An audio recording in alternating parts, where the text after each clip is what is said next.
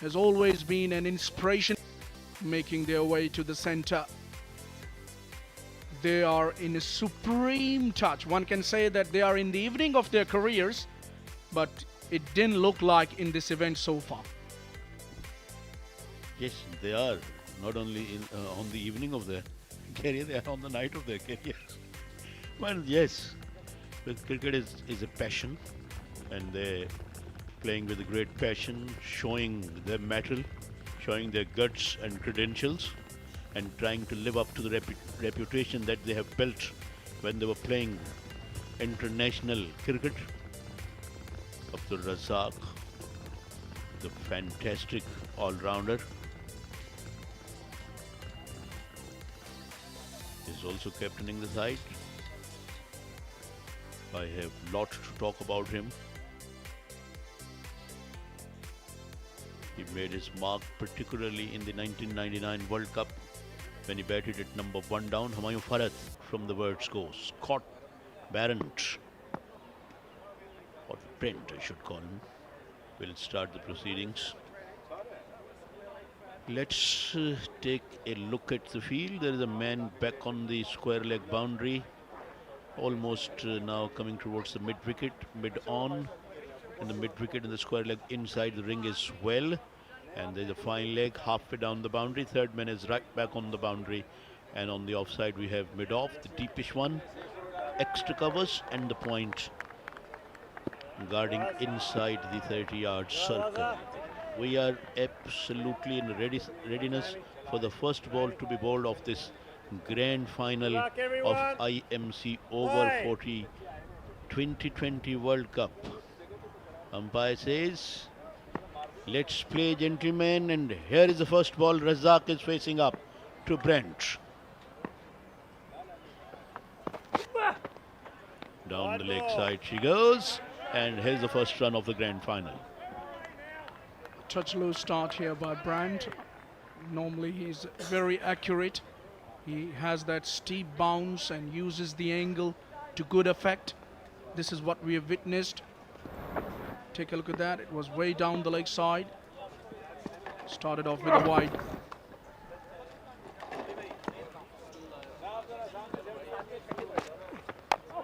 Razak comes onto the front foot very watchfully. I was talking about the story of 1999 World Cup, where Wasim Akram used to send him at number 1 down, where he had to see off the new ball, which he did pretty well in most of occasions. He's got a half century as well at a Headingley against Australia when Pakistan were 3 down for 46 at one stage.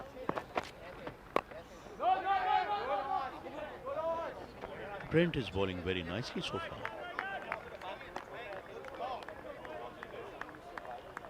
Yeah, I remember you were talking about 1999 World Cup, one of his innings. He struggled big time coming at number 3, especially against likes of Ambrose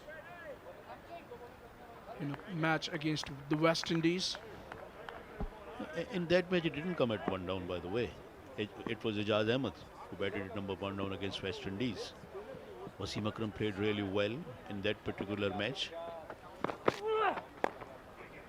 4 runs, first boundary of the grand final. That one is on the leg stump. He just tucked it away very nicely, did Abdul Razak. Wrong line here by Brent and taken full advantage there. Pakistani skipper gets his first boundary. Round the corner for 4.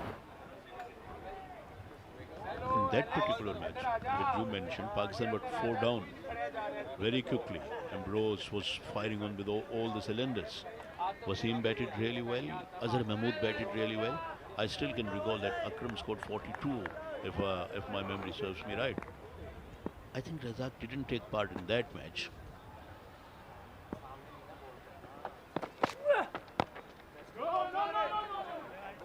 Yeah, my memory is not that good, so maybe I got it horribly wrong. Sorry for that. No problem, no problem. I mean, we don't have any statistician here.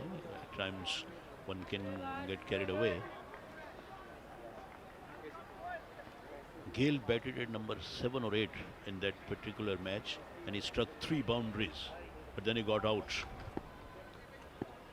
But then Gale became the West Indian opener and became very popular as well. And nowadays he's a Mr. Universe, the universe boss, as they say. Way down the leg side. It's a big wide. Hurrying in line a little bit too much in this over. Brandt needs to take care of his line. Normally he bowls outside the off stump with the angle. Not to be so far.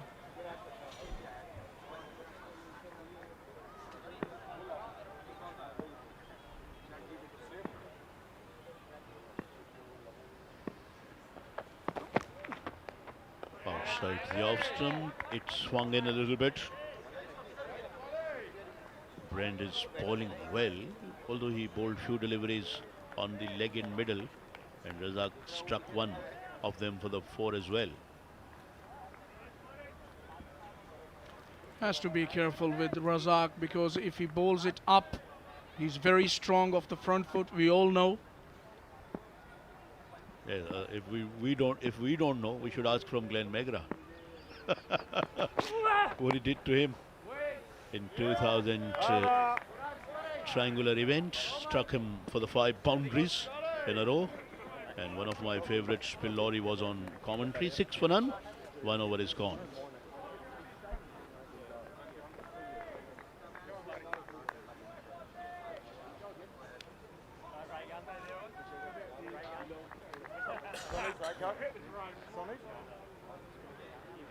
One leg, covering.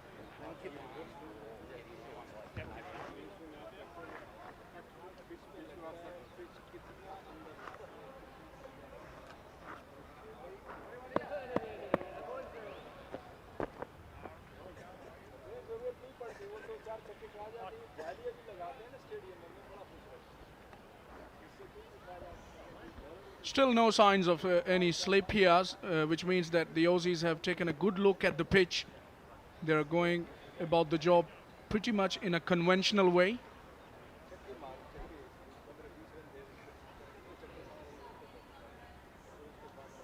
Humayun Farhat will have his first ball. Atkinson is the one who will be operating from the far end or from the University Road end, wearing the shirt number 2. And right under his number, what I saw, I think Ponting is written. Humayun goes onto the front foot and played it back towards the bowler. Yeah, good check. If I'm not wrong, it's written on every player's kit about at the lower back, Ponting. I hope they are not referring the great Ricky Ponting, by the way. It must be something else. And this is going and gone all the way. First maximum of the grand final. Well, he's been doing this for the last 10 days or so to all the bowlers early in the piece. Humayun Farhat, and in the final 2, he starts off with a bang. Take a look at that in the slot, and goodbye, see you later. 6 written all over it. Middle of the bat, comfortably over the line. Dispatched that one with hostility. That's what Humayun Farhat is all about. He doesn't like to sort of bog down. He plays his strokes almost at his will. Not only he likes to hit the ball in the gaps, but also he likes to go over the top most of the time. Last time around he was looking to get it over mid-wicket. Stares one away. Third man is protecting the boundary. Strike has been rotated. Well, I have kind of spare thoughts for somebody like Humayun Farhat. I thought he was very talented in his early days, even could have played more cricket for Pakistan. But unfortunately, he was in competition as a wicket-keeper with the greats likes of Moin Khans and Rashid Latifs, and later in his career, even Kamran Akmal to some extent. Yeah, there have been players who have played for a longer period of time. Like their career would have been a bit longer than they actually have had. But as you mentioned, that Pakistan in those days were a very, very good side. I can tell you that after this ball. How many plays played from 92 to 2003? I think you can count them on your fingertips. I think 17, 18. Because most of them were legends. Wasim Akram, Waqar Yunus, Shoaib Akhtar, Saqlain Mushtaq, Mushtaq Ahmed, Moin Khan or Rashid Latif, Inzamam Ejaz Ahmed, Saeed Anwar, Salim Ali. 2 overs bowled, 13 for no loss. It was very, very difficult to get them out of the side because they were the great performers. That's why those who were playing well in domestic, those days still couldn't get to the side because the international side was the perfect one.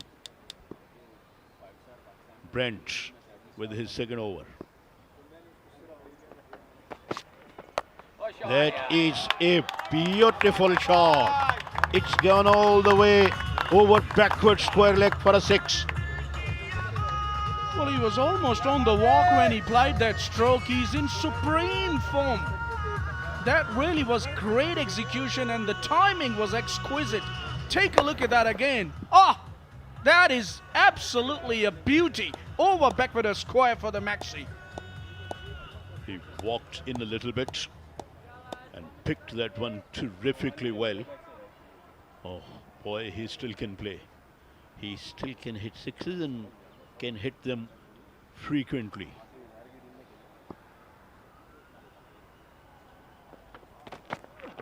Full toss, gets hammered, over long off, 6 more. Humayun, you beauty. Well, to bowl to somebody like Humayun Farhat, a full toss and a juicy like that, that is asking for punishment. Have a look at that. He takes them for the breakfast. Bowler is under a big scanner here. He went down on one knee and then clubbered that with authority and the power. That's what Humayun is all about. He goes again, but straight into the hands. Straight into the hands. Good comeback from the Barent. And the first wicket is gone down, and it's a big one for Australia. Yeah, one too many for Humayun Farhat. This time finds the fielder, clipped it to square leg, and the fielder takes an easy catch to remove the danger man. He was starting to look good, but this time around he finds the fielder who takes a good catch to remove the big fish. Humayun Farhat.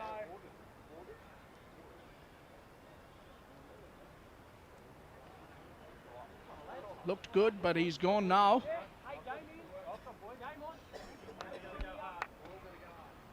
$25 for 1, and Barent is the one who has provided Australia with the breakthrough.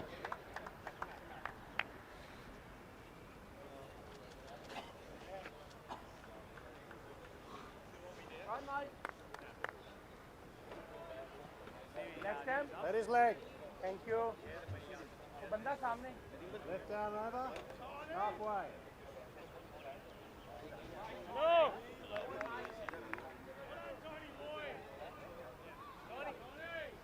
That's how Imran got out. Gifted him a catch, I would say, at the end. He didn't have to move much towards right or left. This one is worked into the leg side, but straight to the fieldsman.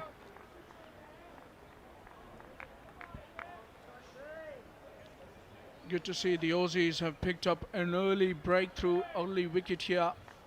Couple of sixes to start this over, then a wicket. So some sort of contest is definitely on.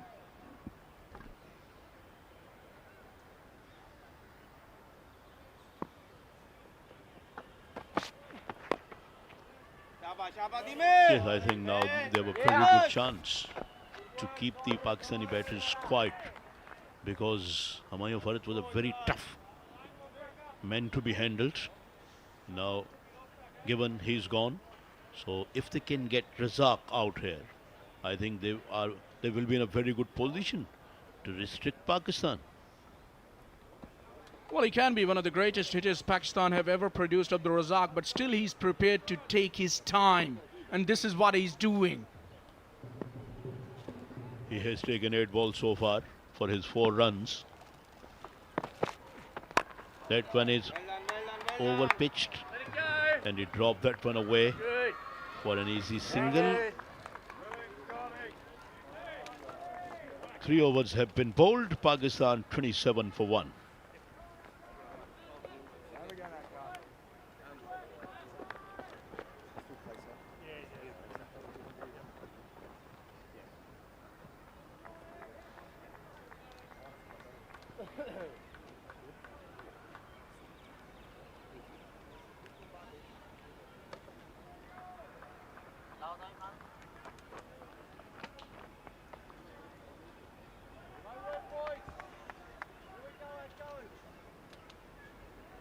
It's the beauty of somebody like Abdul Razak. I like his temperament. I still can recall against India when he batted at Mohali. He played for 4 sessions or so. That was a terrific ball. Just a little outside the off stump. Razak was in some sorts of trouble. There you watch that again. Oh, what a beauty. Yes, you are absolutely spot on, FS. He batted extremely well for his 71 at Chandigarh Mohali, when ball was spinning big time. The ball was spinning and turning prodigiously. I watched that test match. Kamran Akmal got 100 in that match, by the way. I can tell you that. And Kamran Akmal got 100 here as well when Irfan Pathan took a hat-trick. Pakistan were tottering and waddling, 26 for 6 at National Stadium, Karachi. He came and started blasting Indians all over the place. Scored a fantastic 100. But yeah, in Mohali, the wicket, the ball was turning square, and they saved a test match. This one is played, but there is a man. He's coming up from the covers boundary.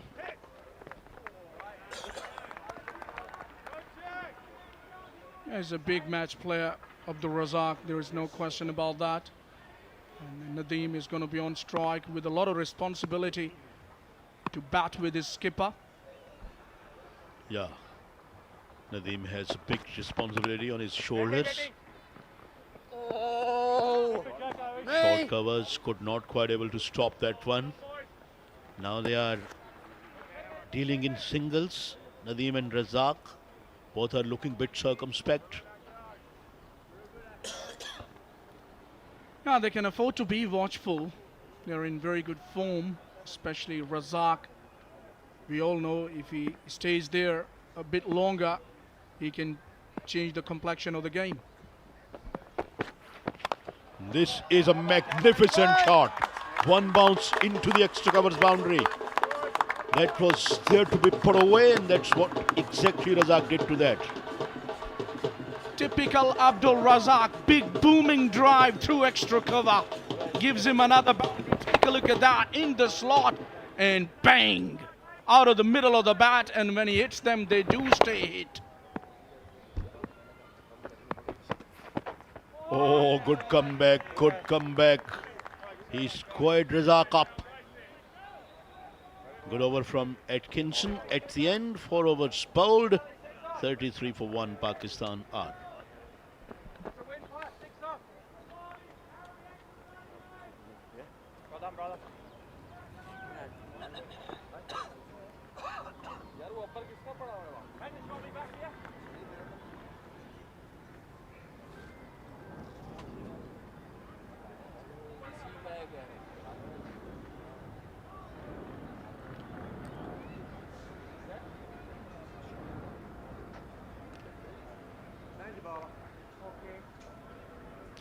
These were the boys of Zimbabwe. Yeah, they're watching this grand final here at National Stadium in Karachi. They played in this Over-40s 2020 World Cup as well. Although they haven't really impressed. But yes, they toured Pakistan. Performed here, played their matches, and enjoyed the hospitalities. Jimmy, is with the ball, the captain. And this is coming down towards the straight boundary and landed outside the boundary, just in front of the side screen. That's a big six.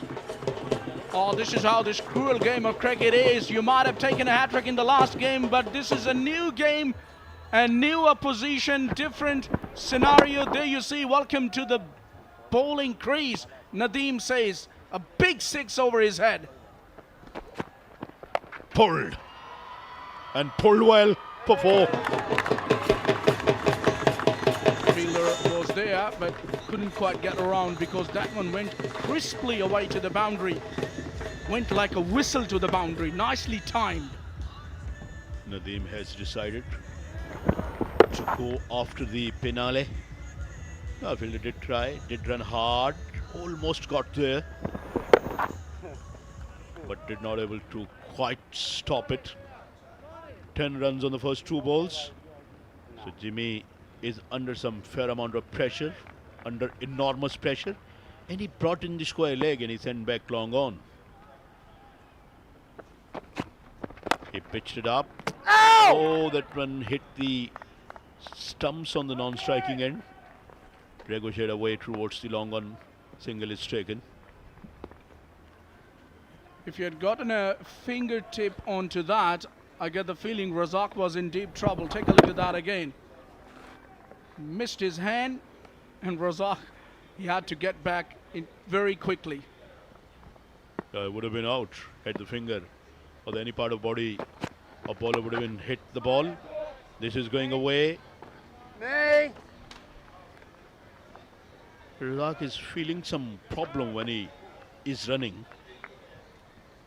Never has been a swift runner. Somebody like Shoaib Malik was good when it comes to running for Pakistan. At this age, particularly, very tough. Oh no, that's what umpire thinks. Did he get some bat on it? If he hasn't, I think that would have been plumb. Only a bat could have saved him, or maybe just going down the leg side. Yes, actually that was missing the leg stump, I reckon. One ball left. One ball left. But that wasn't a bad appeal at all, and they are not bad at all. In fact, they are very good. Ah,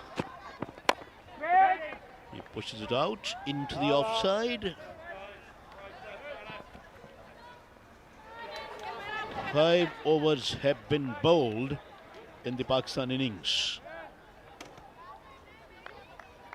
And we have change in voices. Danish Anis will be with Aman Anwar.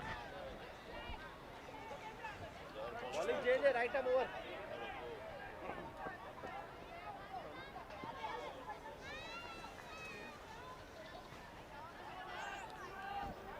Yeah, but it's game on between the Masters from Australia and Team Pakistan. Now Abdul Razak won the toss and elected to bat first. Eamon absolutely agreed with that in the pitch report. She did predict that the captain winning the toss will bat first, and it seems to be working in Pakistan's favour till now, Eamon. Gladly they have been advantage of that. Even though we saw some really good swing from these Australian seamers, they have been keeping them on the toes this time, slightly back of the length delivery. They had to be super disciplined. That could have been really, really close if it hit the stumps directly. The Aussies are known for their discipline, Eamon, and they've displayed that. Good to see little kids out here enjoying cricket. Yes, a lot of spectators out here cheering for these two teams. Mark Clary is the bowler, right arm medium fast. Once again, Clary has done that throughout the tournament. It came into the batter and then swung away from him. So surely not an easy pick for any batter. And he's very good so far in this tournament. Bowling tight lines, allowing it to move. Never easy for the batter. Once again, that was a slower one, but pitched right in line. It's the length which is working for Mark Clary at the moment, Eamon. Surely they have read the pitch well, even though it has been decent for the bowlers. But if you hit the spot consistently, it will create troubles for the batters.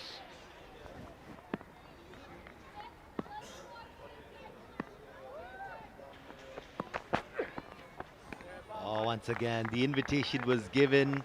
Abdul Razak went for it, could not deal with the movement of the ball. They're still getting the ball to move. Eamon. It wasn't too full. It was actually very away from Abdul Razak. Had he got a bat on it, we could see some hard hit. Once again, a slower delivery. This time, Abdul Razak was on his heel, ready for it. Played it towards mid-wicket for a 4. Very good placement. This is from Razak. He knew where the fielder was exactly. He picked the length early. It was short, and he played it beautifully into the gap for 4 runs. Last ball of the power play. Wide delivery. You rarely get to see the Aussies do this. But he was trying to bowl a slow one, trying to play games with Abdul Razak. Yeah, he had already gone for a few runs in this over, so there was no need trying to bring in variation. All you have to do on the last ball is to finish it off with your stock ball. Once again, brilliantly bowled from Clary. That's a decent over. Despite that 4, just 6 runs off it. After the power play, it's 52 for 1 Pakistan. I mean, both teams will be pretty happy with the start. Pakistan would believe that they've lost just 1 wicket and they've scored 52. The Aussies would believe, yes, they've made a dent, gotten the dangerous man Humayun Farad out, who's been scoring prolifically throughout the tournament. Surely that 1 wicket would definitely be a win for power play for the Australian team, because he was batting beautifully, hit a couple of sixes and then got out for power play. There's some big strokes from both the bats of Abdul Razak and Humayun Farad. Humayun Farad was playing in a similar fashion as he's done throughout the tournament. He played some huge strokes, got some maximums as well, but unfortunately he was dismissed by some disciplined bowling from the Aussies. He would have been really frustrated with that wicket. But Abdul Razak has taken charge since then. Nadim had been with him on the crease, trying to get the scoreboard kicking. Important partnership this for Team Pakistan, although they've got some serious batting talent left. Fawad Alam has been superb. Tariq Mahmood has been pretty decent as well. Yes, this whole batting side is in a great nick, and we have seen the contribution from all these batters. Abdul Razak has been taking the charge early on, and then in the middle, Fawad Alam has done exceptionally well. He has been rotating their strikes, hitting the hard run. Sean Matthews will be bowling from the pavilion end. Starts with a full toss delivery. The team makes the most of it. Not quite much. Loose start. This is from Matthews. Straight away, full toss, easy rotation of a strike. He missed it there. A little push on the ball would have sailed it for 4 runs. Even though they are having a field set for fuller ball, we can see some straighter fielders. Extra cover is a bit straighter, long on, long off in place. Deep mid wicket is way towards cow corner, and we have a square leg fielder.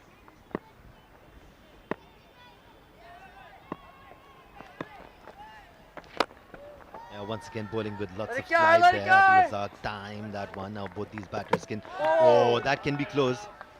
Abdul Razak was finding it a little difficult to make his way into the crease, but they can afford to take the time, because Pakistan has some serious power hitting ability. Irfan Mushtaq has been brilliant throughout the tournament. Now there are players who can make the most of the last 6 to 7 overs. But Australia will surely keep them on their toes. Anything on the long on, long off, they have to hurry, because they know that he's running slow in the wicket. That is beautifully timed. It wasn't a bad delivery by any standards. He came to the pitch of the ball. Did an immaculate cover drive.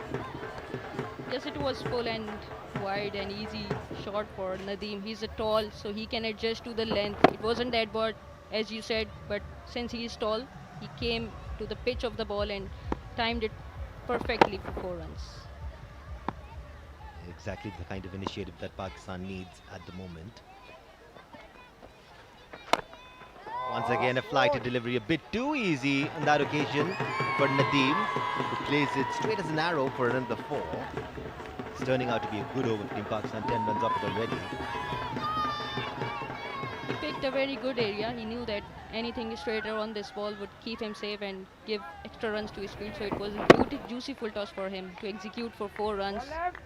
No chance for the fielders to stop this ball from going for the boundary. Yeah, some gifts for the batters. Wow. Once again, driven straight, but there is a man there on that occasion. Just one of the over.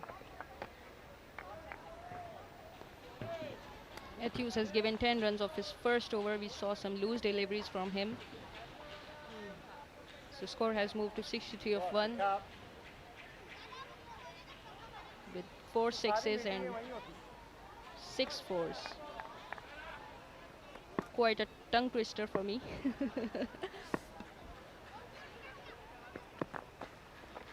Ball, mate. Well, ball. I wanted Very to good. charge at him, but he did not allow him any room whatsoever. After 7, it's 63 for 1.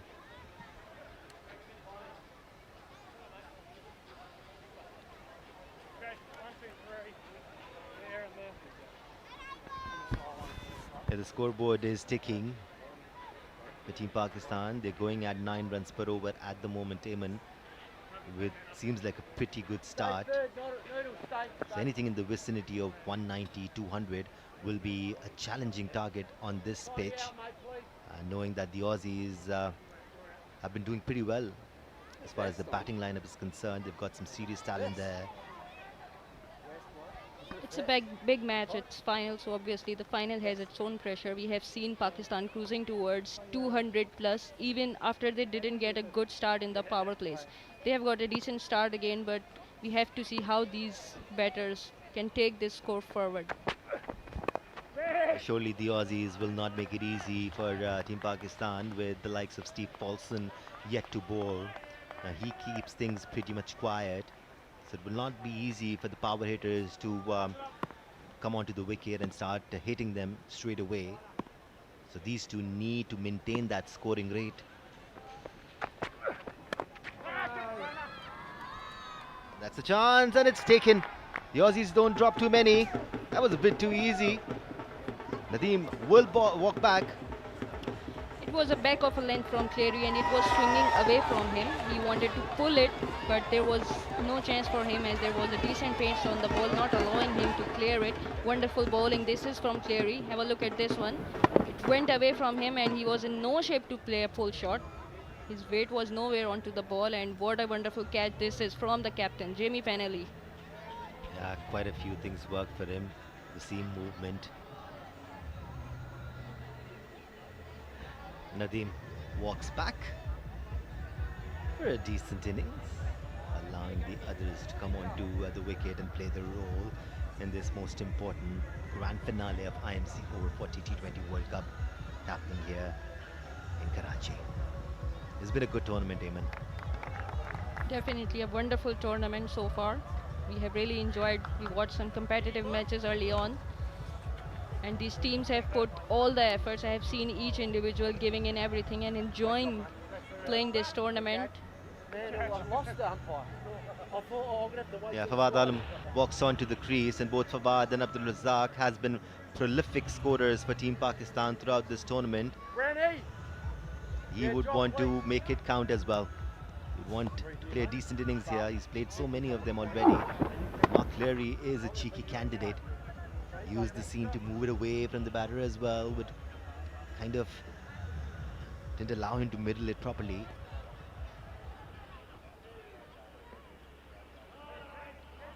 It will come into Fawad Alam. He's a left-handed batter. So a lot of responsibility once again on his shoulders, and this is what is required of him, a partnership, a decent partnership with Abdul Razak, who is out there middling the ball really well in every game he has played. And also makes things a bit tricky for the bowling side, having a left-handed and a right-handed batsman on the crease. Bowls wide at him, and instantly he goes for a run. Right then, as the match moves along, we have Mr. Qasim Sheikh on the sidelines. Over to you, Qasim. Hi, welcome to the fan zone, the kid zone. We've got the D Academy children with us enjoying this IMC Over-40s T20 World Cup final. Assalamu alaikum, sir. कैसे हो आप? ठीक हूँ ठीक हूँ match कैसे चल रहा है? बहुत अच्छा कौन जीतेगा? पाकिस्तान पाकिस्तान जिंदाबाद है। हाँ आप कैसे हो? आपका क्या नाम है? ईशल कैसे लग रहा है आपको मैच? अच्छा लग रहा है आप मुझे बताइए कि कितनी बार आपने ऐसे वर्ल्ड कप फाइनल देखा? ये पहली बार आप वर्ल्ड कप फाइनल देख रहे हो? यस माशाल्लाह। Who else do we have here? Sir आप कैसे हो? ठीक हो? जी मैं ठीक हूँ कैसे एंजॉय कर रहे हो मैच? अच्छा ठीक हूँ एंजॉय कर रहे हो मैच? हाँ हाँ जी सर, क्या नाम है आपका? जामिल कैसे लगा मैच? अभी तक कौन जीतेगा मैच? मुजम्मल ऑस्ट्रेलिया या पाकिस्तान? पाकिस्तान सर आपका क्या नाम है? अब्दुल वाहिद अब्दुल वाहिद। कैसे लग रहा है आपको मैच? बहुत अच्छा बहुत अच्छा। क्रिकेट खेलते हो? जी बॉलर बैट्समैन? बैट्समैन सर आपका क्या नाम है? शाजिल शाजेल। कैसे एंजॉय कर रहे हो आप मैच? अच्छा ये बताओ, आप लोगों एंजॉय कर रहे हो आज क्योंकि आज हॉलिडे है स्कूल से? ये बहुत इसलिए सारे खुश हो सब। तो आप ऐसे करेंगे अगर मैं 1 2 3 कहूंगा पाकिस्तान जिंदाबाद, कह देंगे आप सारे? ठीक है, रेडी हो 1 2 3 पाकिस्तान जिंदाबाद। Thank you very much. Back to the commentary box. Even the kids were thinking, he looks Desi, but he sounds like a Scot. What's happening here? It took some time for the kids to get used to how he sounded. But the kids are so much enjoying since they were opted out of the school. Yeah, that was one happiness that used to stay with us back then we were in school. But wonderful display of bowling. This is from Clary. He is keeping Pakistan on toes. He is not giving anything to them. They have to create that. So it's wonderful display of bowling, fast bowling from this Australian side. And Edwards is the new man. We saw him hitting those hard lengths spontaneously. So we have to see how he starts, giving away 11 runs off his first over. But he surely got that ability of hitting those hard lengths and keeping trouble the batters. Yeah, even this pressure creeps up very, very quickly, especially when the final is being played. So they will be feeling it for sure. Yes, they have some power hitters to come, but these two need to get the scoreboard ticking. And the Aussies are not allowing them to do that.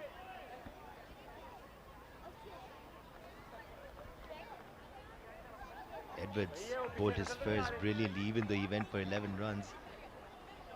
He was moving the ball. Let's see what he can do now. Fawad has played 3 deliveries already.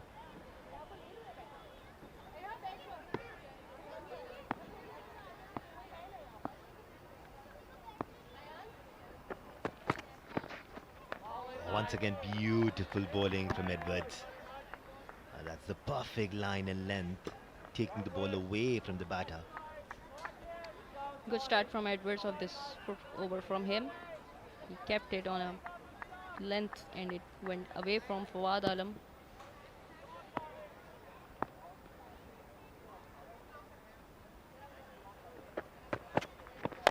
Oh, extremely good bowling once again. There was a chance. It was in the air.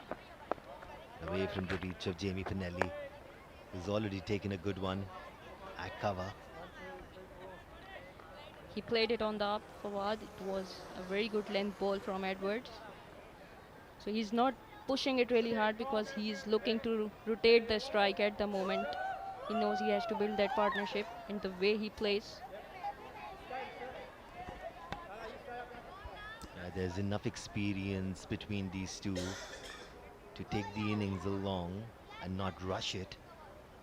This is the transition phase, and these are the proud sponsors of IMC Over-40 T20 World Cup. Juno 247, Honorary, D1 Motors, Abid Dubai, and many more. With given a Abdul Razak would have felt that he has a decent chance to get that away. Slashed at it. He must be devastated with himself. It was there to hit. It was short, it was wide, but obviously too much away from his body. Did not he move his back foot at all. Yeah, he wanted to play it from where he was standing. This was closer, but played straight to the man at short third man, who's quite wide. If it was fine, surely he would have gotten more runs. Probably that's what he was trying to do, but just one run off the 4 deliveries that he's bowled. This is extremely good bowling. You can see it on Abdul Razak's face. The pressure is creeping up.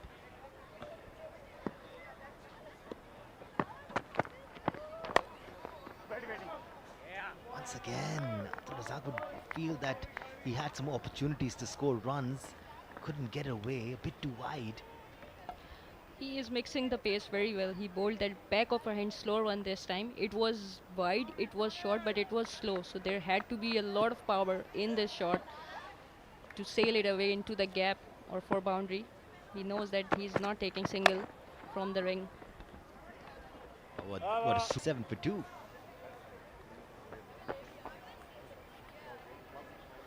Pakistan were batting at 9 runs per over at the end of the power play. It has come down to 7.44.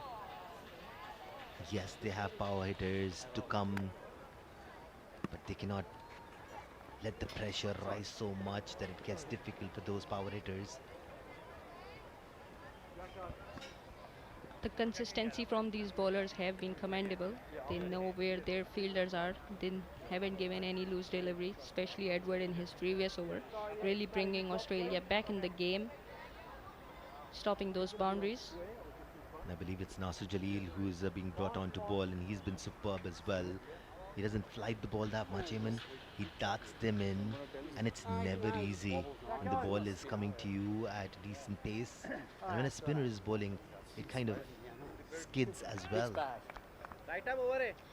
I'm sure Fawad Alam would like to have a pace on his bat because they are used to of playing that spin where ball come with the pace. We have seen some bowlers giving those juicy and hitting the length like we saw against Hong Kong. They were very accurate with the length but no pace.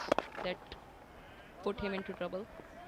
Yeah, Naser Jalil bowled brilliantly against South Africa in the semi-final. Took some crucial wickets in that middle stage.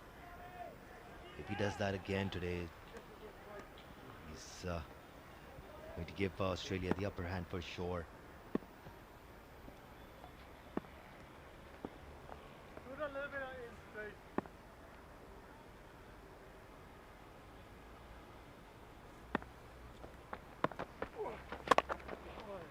Good.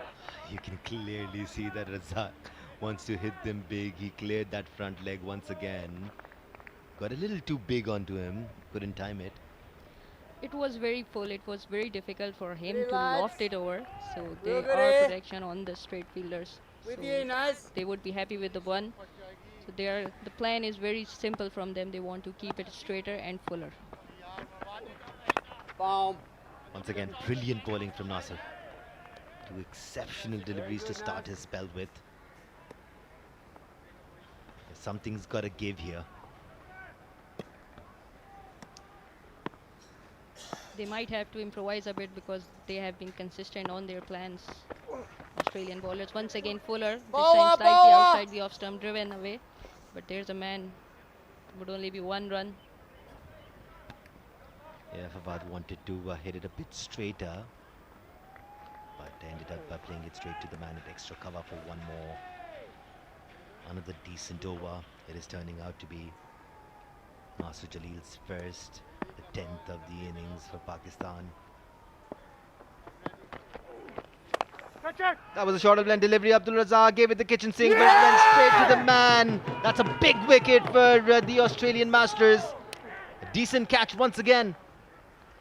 It was a short ball attempt for Naser.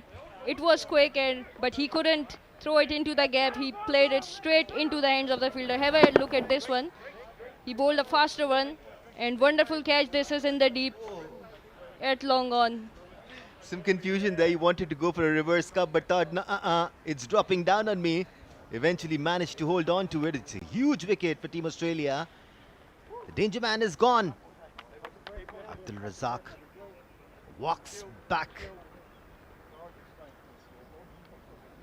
Right, and as Abdul Razak walks back, we'll move to Qasim Sheikh on the sidelines. Thank you, Danish. I've got with me a super young fan who's come all the way from Abu Dhabi to be here and watch this match today. Assalamu alaikum, Kamel. How are you? Good. Are you enjoying the match? Yeah. Who is going to win today's match? Pakistan. Yeah, you think Pakistan is going to win? Yeah. You've got your Pakistan top on. You look very nice in this Pakistan top. And how have you enjoyed the tournament and being in Pakistan so far? Yeah. You've enjoyed it? Yeah. Wonderful. And you're enjoying your time with your family? Your mom is here. Your granddad is here. Are you enjoying your time with them? Yeah. Can we do one time? If I do 1, 2, 3, can we do a loud Pakistan Zindabad? Okay. You ready? 1, 2, 3. Pakistan Zindabad. And back to the comms box. Thanks a bunch, Qasim Sheikh. Pakistan in a spot of bother here. Who's going to get them out of this situation? They have the talent to do so. So what we'll do is take a break here. And at the other end, we'll have 2 new faces in the comm box. Proud of you, mate. 3 swords, baby. I thought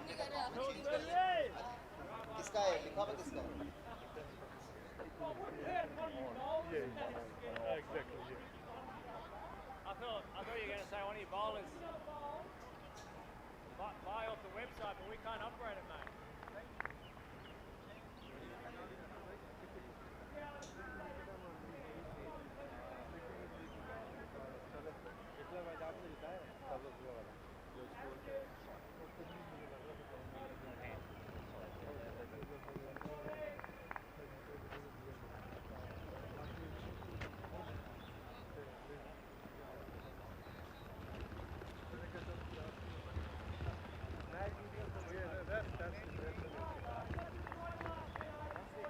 Covering 1 to go.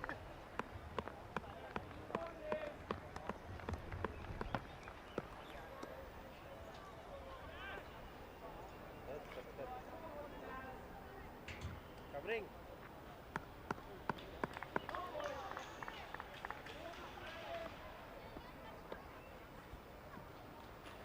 Thank you very much, Danish and Aman.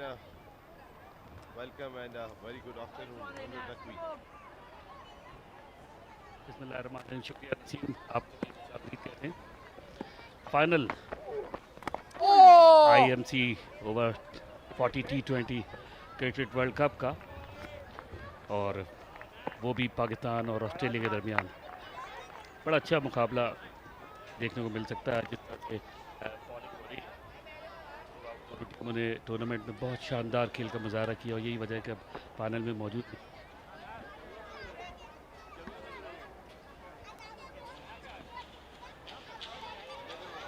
99 world cup में ये दोनों टीमें आमने सामने आई थी final में, और वहाँ पाकिस्तान को शिकस्त का सामना करना पड़ा था। इस बार पाकिस्तान की टीम ज़्यादा बैलेंस दिखाई दे रही है, लेकिन आपने सही बात कही, मंजर के बड़ी अच्छी जगह पर बॉलिंग की ऑस्ट्रेलियन बॉलर्स ने। और ऑस्ट्रेलिया वो नेशन है कि जो बिग मैच प्लेयर्स हैं वो एज ए नेशन जो है ना वो बड़ी बाजियों को बदलने की पूरी सलाहियत रखते हैं, और बड़ी बाजियाँ जी बिल्कुल, उनके नज़दीक चाहे फॉर्मेट कोई सा भी हो, वो टोटल प्रोफेशनली अडेप्ट करते हैं खेल को। ये और पाकिस्तान ऑस्ट्रेलिया दोस्ती जिंदाबाद।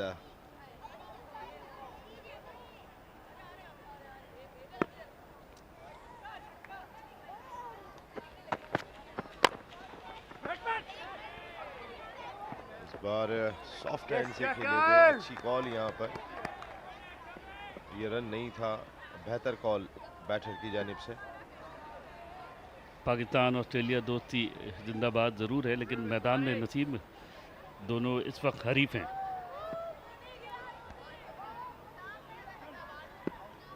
जीत खेल की होगी। जीत पाकिस्तान की होगी कि जहां पर 11 ममालिक की टीमों ने आके मुकाबला किया, तो जीत तो हर सूरत है। बिल्कुल, और हमारी ख्वाहिश है, दुआ भी है, बल्कि तमाशा यूँ कि जीत इससे फाइनल में पाकिस्तान की भी हो। और बाकी लाजवाब जिस तरह थ्रू आउट दी टूर्नामेंट इंतजाम थे और जिस तरह टीमों को लाना, सिक्योरिटी के और दूसरे लॉजिस्टिक वगैरह के इंतजाम, बहुत काबिल तारीफ़ रहा ये इवेंट। दीवान मोटर्स पार्टनर हैं और इन गाड़ियों के साथ शायकीन क्रिकेट जाके तस्वीर भी बनवाते हैं।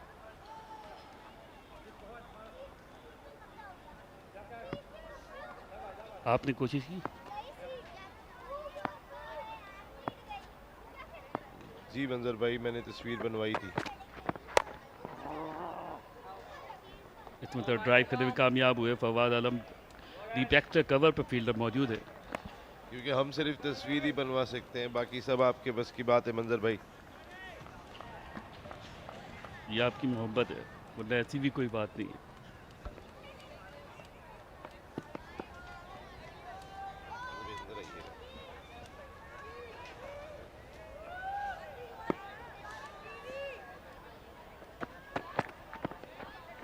इस बार खासी बाहर गेंद थी, अंपायर का सिग्नल वाइड बॉल। अब तक अगर देखा जाए तो मंजर खासी अच्छी बॉलिंग का मुजाहरा किया है ऑस्ट्रेलियन बॉलर्स ने, और पाकिस्तान बड़ा क्रूशल टॉस जीत गया। पाकिस्तान ने मोस्टली पहले बैटिंग की है, लेकिन जो पिछला मैच उन्होंने सेमीफाइनल खेला वहाँ 150 रन तकरीबन बोर्ड पर थे जो उन्होंने 10 ओवर्स में मुकम्मल किए। तो बड़ी बैलेंस टीम है, लेकिन फाइनल का अपना प्रेशर है। और जैसे हमने बात कही कि ऑस्ट्रेलियंस ज़बरदस्त खेलते हैं बड़े मैच में। शायकीन की तादाद आज इस ग्रैंड फाइनल को देखने आई है। IMC Over-40 T20 cricket world cup. 12 ममालिक ने इस इवेंट में हिस्सा लिया। ज़बरदस्त इंतजाम। पाकिस्तान वेटरन्स क्रिकेट एसोसिएशन के सरकारी मशीनरी का बहुत बहुत शुक्रिया। सब लोग साथ खड़े दिखाई दिए। प्रतिभा बीट हुए, इसको कट करना चाहते थे कि इनको कामयाब नहीं हो सके, और खुशकिस्मत रहे कि गेंद बल्ले से नहीं लगी। ओवर का खिताब 11 के बाद 73 पे 3 पाकिस्तान मास्टर्स। बड़ा कंट्रोल में रखा है अब तक, अगर आप देखेंगे ऑस्ट्रेलिया ने पाकिस्तान को, और बड़ी की विकेट्स हासिल की हुई हैं। आज शायकीन की तादाद भी आई है, फिर स्कूल के बच्चे आए तो उनकी मिसें भी आई हुई हैं। तो बड़ा एक रौनक है आज यहाँ नेशनल बैंक एरिना में। बड़ी अच्छी कोशिश थी, जैसे कि आपने कहा कि पाकिस्तान वेटरन क्रिकेट एसोसिएशन की लाजवाब कोशिश और शानदार इंतजाम, और यही वजह है कि आज हम फाइनल में दाखिल हो चुके हैं, और आज भी पिछले दिनों की तरह शानदार इंतजाम हैं।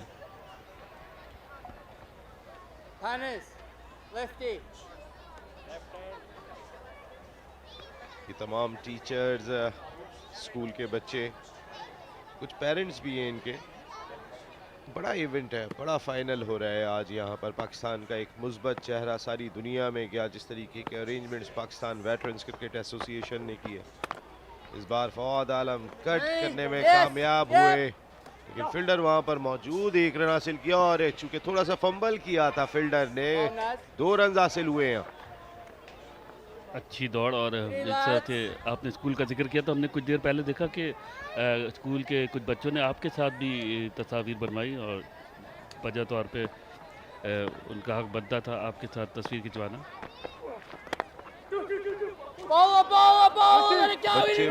बच्चे इस बार सिंगल हासिल किया यहाँ फवाद आलम ने। फवाद आलम का मंजर क्रीज पे रहना बहुत इम्पोर्टेंट है, क्योंकि एक्सपीरियंस कैंपेनर हैं, और ये सब लोग, आज छुट्टी स्कूल की हो गई है तो सबके चेहरों पे ज़रा एक मुस्कुराहट भी है। उन्होंने कहा कि आज ज़रा क्रिकेट में वेदर को चिल करें।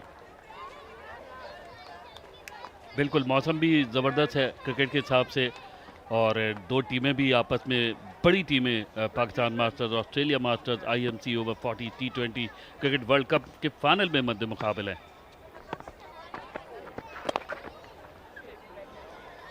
अच्छी बॉलिंग, ज़बरदस्त बॉलिंग, ब्लॉक होल्ड में गेंद थी। फवाद को बिल्कुल रूम नहीं दे रहे हैं यहाँ बॉलर्स।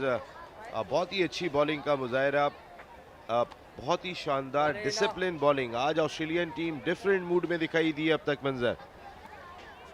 बिल्कुल ऐसा ही है। और थोड़ी सी ये भी है कि अब आप पाकिस्तान मास्टर्स के दो ऐसे जारहाना मिजाज रखने वाले बैटर्स भी आउट हो चुके, अब्दुल रज़ाक और हुमायूं फरद ने 153 रन की इनिंग खेली, जबकि अब्दुल रज़ाक ने 99 रन स्कोर किए। बहुत ही अच्छी बॉलिंग नासिर की जानिब से, जिन्होंने इब्तिदाई क्रिकेट पाकिस्तान में खेली, फिर ऑस्ट्रेलिया चले गए और आज ऑस्ट्रेलिया की जानिब से एक्शन में दिखाई दे रहे हैं।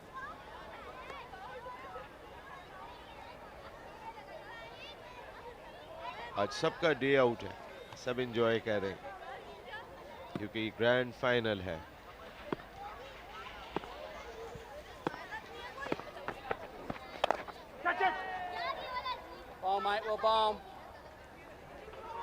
और जबरदस्त बॉलिंग मंजर, बिल्कुल टाइम नहीं कर पा रहे हैं पाकिस्तान के बैटर्स और ऐसा लगता है कि अगर ज़्यादा स्कोर नहीं कर सके तो एक बहुत ही अच्छा फाइनल देखने को मिलेगा। गो के पाकिस्तान की बॉलिंग बहुत अच्छी है, बहुत बैलेंस है, बहुत एक्सपीरियंस है।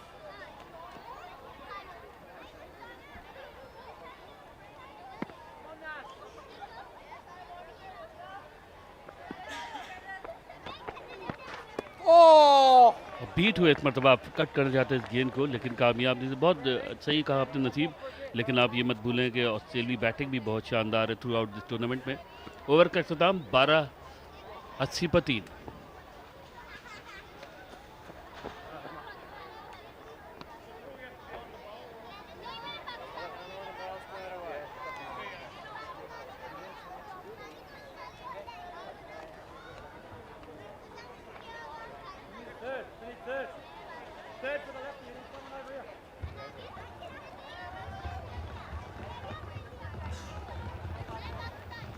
रन्स बोर्ड पर दिखाई दे रहे हैं। 8 ओवर का खेल बाकी है, 3 विकेटें पाकिस्तान मास्टर्स गवा चुके हैं इस IMC Over-40 T20 cricket world cup में। It's an Jio super production, Pakistan का पहला स्पोर्ट्स चैनल, जहां कई सारे इंटरनेशनल इवेंट्स दिखा रहा है। वहां पाकिस्तान की डोमेस्टिक क्रिकेट को इंटरनेशनल इवेंट जो मुल्क में हो रहा है वो आप पाकिस्तान की तारीख के पहले स्पोर्ट्स चैनल जियो सुपर पर देख रहे हैं। बिल्कुल लाजवाब प्रोडक्शन, और सिर्फ ये इसी इवेंट की बात नहीं बल्कि माजी में भी कई शानदार इवेंट्स और इंटरनेशनल इवेंट्स भी दिखाए हैं। तो बड़ी उम्दा प्रोडक्शन है और सबकी मेहनत और काविशें हैं, चाहे वो टेक्निकल कोई भी क्रू हो, कैमरामैन हो, MCR में स्विचर हो, ऑडियो इंजीनियर हो। ऑन साइड की जानिब खेला, 1 रन हासिल किया यहाँ और 1 रन ही हासिल कर पाएंगे फवाद आलम। यहाँ मंजर इट्स अ टीम वर्क और बहुत बड़ा क्रेडिट, बहुत ही बड़ा credit Pakistan veterans cricket association को। लिमिटेड रिसोर्सेज हैं, लोग थोड़े हैं, लेकिन शानदार लीडरशिप है चेयरमैन फवाद एजाज खान साहब की, बहुत ज़बरदस्त किस्म की, और उनकी पूरी टीम, चाहे वो लाहौर से लोग हैं या कराची में मौजूद हैं, सब ने बड़ा जुड़ के इस इवेंट को कामयाब बनाया। और जो कुछ पाकिस्तान मेहमान नवाजी में करता है मंजर, मास्टर्स क्रिकेट में कहीं नहीं होता। तो ये ज़बरदस्त, जो लोग आते हैं उनकी इंजॉयमेंट हमने देखी पिकनिक पे, क्या शानदार पिकनिक पे अरेंजमेंट थे। गोल्फ टूर्नामेंट इनको खेलने का मौका मिला, मोस्टली फॉरनर्स इंजॉय करते हुए दिखाई दिए। कोई दिन ऐसा नहीं था कि जब डिनर नहीं हुआ। गवर्नर साहब तो मेयर साहब, सभी लोग साथ जुड़े हुए दिखाई दिए। तो कंबाइन टीम एफर्ट, और आज उसका हम ग्रैंड फाइनल देख रहे हैं। रात को इसकी एक ग्रैंड क्लोजिंग सेरेमनी भी होगी और शानदार अंदाज से मैनेज किया यहाँ पाकिस्तान वेटरन्स क्रिकेट एसोसिएशन ने। और ये जिम्बाब्वे की टीम आई हुई है यहाँ मैच देखने के लिए।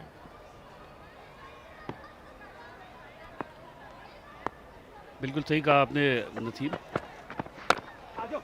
गेंद को ड्राइव करने में कामयाब हुआ, तेजी के साथ रन हासिल किया दोनों बैटर्स ने, अच्छी फील्डिंग और थ्रो एक ही एक्शन में। और जैसा कि आपने कहा कि यहाँ जो भी गैर मुल्की खिलाड़ी हैं, ऑफिशियल जो कोई भी शख्सियात आती है तो वो खुद तो पाकिस्तान से चले जाते हैं लेकिन उनका दिल पाकिस्तान में रह जाता है। वहाँ जाने के बाद वो पाकिस्तान का मुस्बत चेहरा पेश करते हैं कि हम तो पिकनिक पे भी जा रहे थे, हमें तो आउटिंग का भी पूरा मौका मिला। हमारे हवाले से जो एक ज़बरदस्ती का प्रोपेगेंडा किया जाता है पाकिस्तान के हवाले से, उसके लिए हवाले से बड़ा ज़बरदस्त काम है मंजर ये।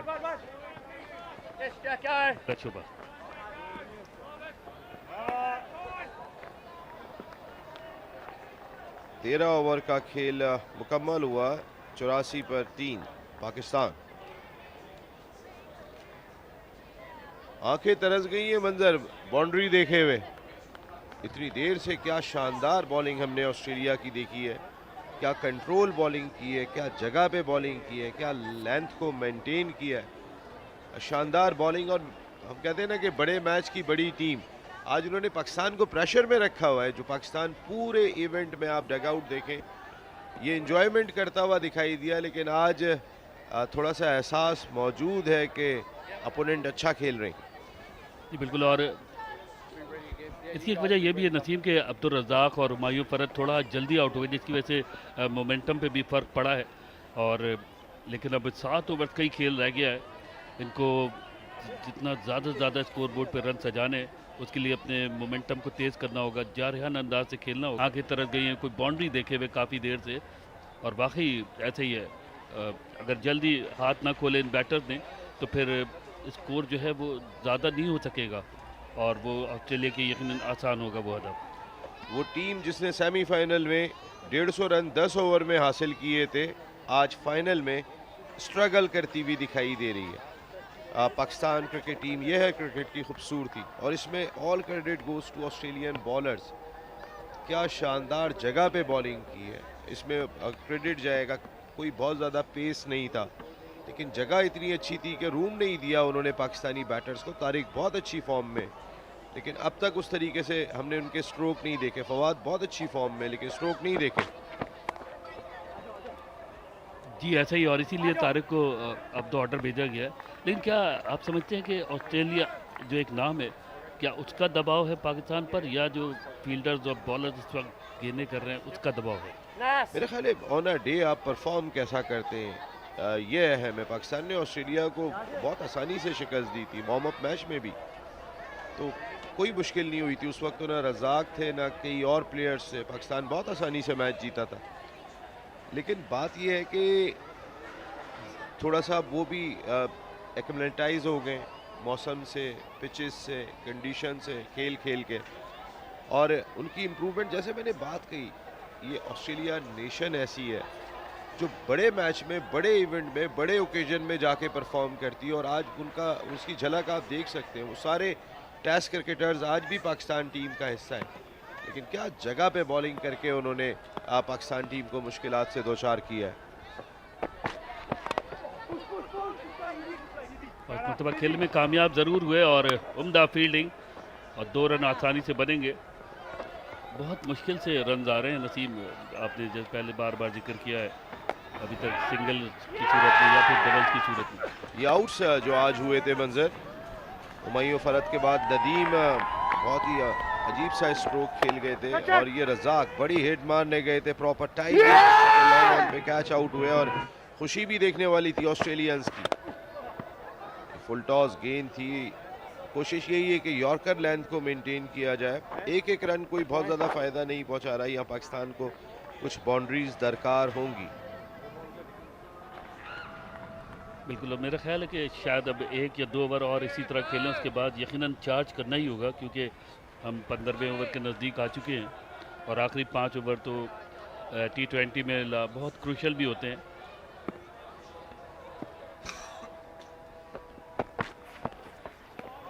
Very well bowled, very well bowled Atkinson, very well bowled. अब तक अगर एटकिंसन की आप बॉलिंग देखें तो 2.417, आउट नहीं किया, लेकिन जगह देखें मंजर, रूम नहीं दे रहे बहुत ज़्यादा। ऐसे ही है, शानदार बॉलिंग। और अभी जिस फॉर्मेट के क्रिकेट में अगर आप रन्स नहीं दे रहे, आउट नहीं कर रहे, लेकिन रन नहीं दे रहे, तो ये बड़ी कामयाबी है आपकी। Very well bowled Atkinson, very well bowled. शानदार बॉलिंग, पेस को जिस शानदार अंदाज से वेरी कर रहे हैं, इस बार थोड़ी तेज गेंद की थी मंजर। ऐसे और बड़ी वेरिएशन के साथ बॉल कर रहे हैं। थोड़ा सा पिछले वाला गेंद थोड़ा आगे गिरा के स्विंग किया और इस मरतबा थोड़ा सा शॉर्ट बॉल ऑफ स्टंप के बाहर, जिसे तारिक खेलने में नाकाम रहे। बड़े अच्छे और जारहाना बैटर है। इस बार कनेक्शन जरूर हासिल किया था, लेकिन फील्डर वहां मौजूद थे। थोड़ा सा 14 overs completed, 90 for 3 Pakistan.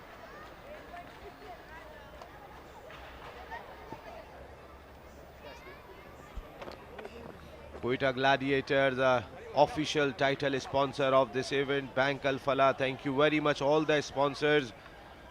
Diwan Motors, ये सारे वो स्पॉन्सर्स हैं जो PVCA के साथ जुड़े। MBI कॉन, आर्केडियंस, ये तमाम वो sponsors. Thank you very much. नया नाजमाबाद, आबे दुबई, आबे दुबई शानदार वाटर जो हमने मुसलसल इस इवेंट के दौरान पिया भी। बेहतरीन किस्म का है मारखोर एनर्जी ड्रिंक, और कुछ मारखोर वाली परफॉर्मेंस अब पाकिस्तान टीम को भी दिखानी होगी मंजर। लेकिन लगता है कि शायद ये एनर्जी ड्रिंक पीने के बाद ही कुछ हो सकेगा। आपने पिया मार्कोर एनर्जी ड्रिंक? अभी थोड़ी देर के बाद।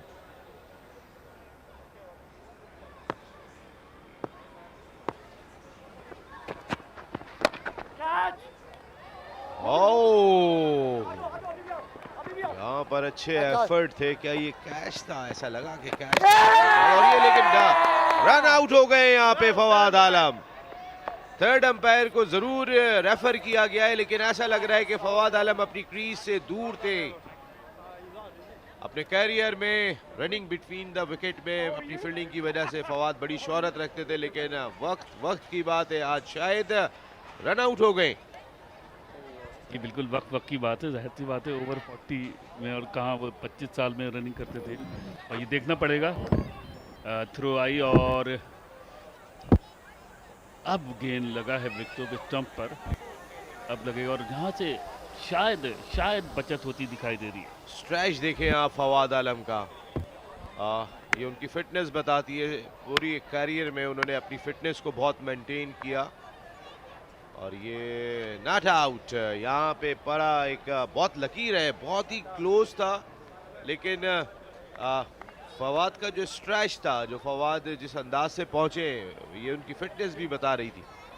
जी बिल्कुल, टिपिकल प्रोफेशनल अंदाज, और अभी तक अपने प्रोफेशनल अंदाज को भूले नहीं है, और उसी का फ़ायदा उठाते हुए, तजुर्बे की बात है, उसी का फ़ायदा उठाते हुए अपनी क्रीज में वापस पहुंचने में कामयाब हुए Fawad.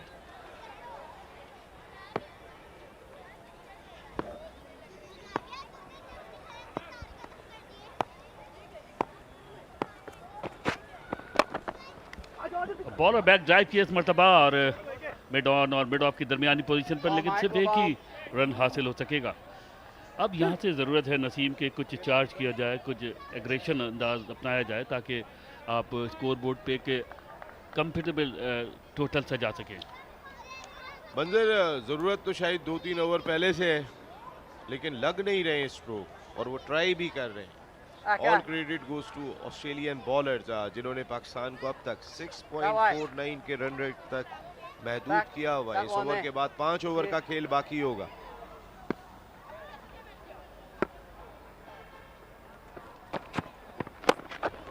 Bowling very well bowled, very well bowled, length, yorker length, या फिर जो गेंद अब तक ऑस्ट्रेलियन बॉलर्स ने की है कंट्रोल के साथ, कॉन्फिडेंस के साथ, पाकिस्तान के चैंपियन बैटर्स को रोक के रखा है। जी बिल्कुल, और यही ऑस्ट्रेलियाई बॉलिंग का खासा भी है। आपने देखा हो, चाहे वो नौजवान ऑस्ट्रेलियाई बॉलर हो या ओवर 40 ऑस्ट्रेलियाई बॉलर्स हो, इनका खासा ये है कि वो प्रोफेशनल अंदाज में उम्दा और शानदार बॉलिंग करते हैं। इस बार फवाद आलम बड़ी हिट मारने गए और शानदार कैच, बहुत ही शानदार एफर्ट थे। ड्रॉप जरूर हुआ, लेकिन all credit goes to the fielder. जिस तरह की डाइव लगा के उन्होंने कैच लेने के एफर्ट किए थे, 100 मार्क्स नो डाउट। और इसको कैच बनाया है फील्डर ने, हम अगर ये कहें कि इसको कैच बनाया है। गेंद तो जा रही थी उनके सर के ऊपर से, लेकिन डाइव करके जिस अंदाज से उन्होंने गेंद को कैच करने की कोशिश की, वो वाकई लाजवाब। अगर ये कैच ले जाते तो might be catch of the tournament. ऐसा ही है.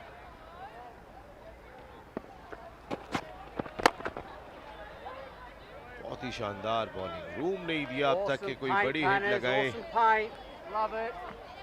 मंजर पाकिस्तान वेटरन्स को कुछ डिफरेंट करना होगा बाकी मानदा ओवर्स में. इसकी बहुत ज़रूरत दिखाई देती है. कुछ out of the box stroke खेलने को. ये देखें आप मंजर, क्या एफर्ट थे. लंबी डाइव लगा के लेफ्ट साइड पे कैच था. ड्राइव करने में कामयाब. एक ही रन बने क्योंकि स्वीपर मौजूद है डीप एक्ट कवर पर. इसके साथ ही 15वें ओवर का अख्ताम. 97 पे 3 पाकिस्तान मास्टर्स. 5 ओवर का खेल रह गया. अब तक बोर्ड पे 100 रन भी दिखाई नहीं दे रहे पाकिस्तान मास्टर्स के. मास्टर्स का शानदार final IMC Over-40 T20 cricket world cup जारी है. यहाँ नेशनल बैंक एरिना में कमेंट्री टीम में तब्दीली. यहाँ फलक शेर और उन्हें ज्वाइन कर रहे हैं seasonal Rana Ashfaq.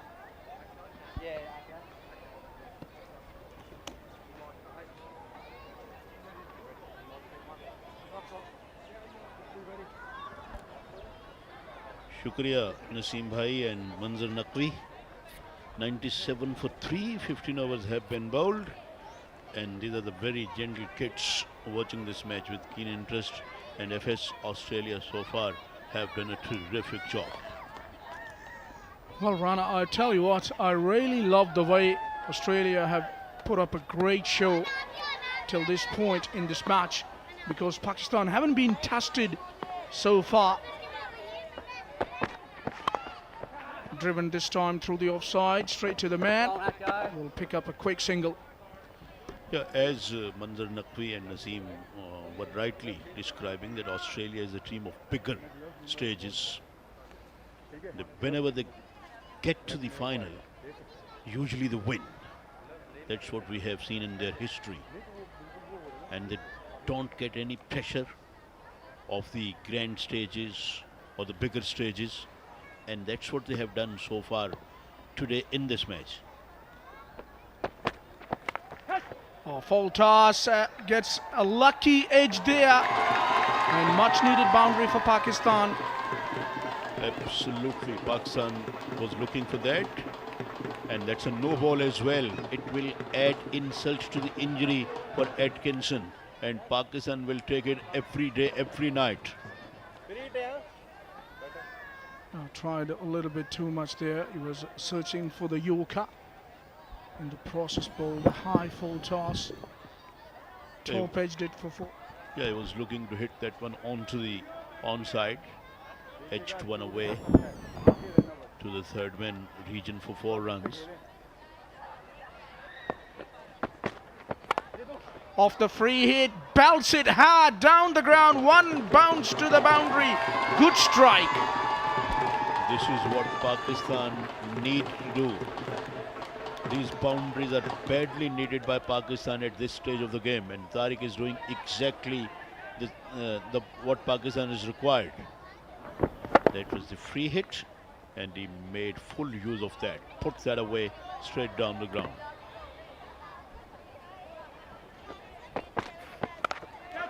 He's high in the air this time. I don't think he has middled it. Fielder is coming around and he takes a good catch. Very good effort. The catching of Aussies has been very good. That was sort of a reckless shot, I would call it, because he already had 2 boundaries. And Australians are celebrating. They're absolutely happy. And now, there you watch that again. It was outside the off stump. He was going for the big heave into the leg side. Hit that one in the air almost for eternity, and fielder had all the time in the world to catch that. So another wicket goes down for Pakistan. Wickets are tumbling, runs are not coming at a good and thick pace at the moment. 107 for 4. We are in the 16th over. Atkinson has his wicket.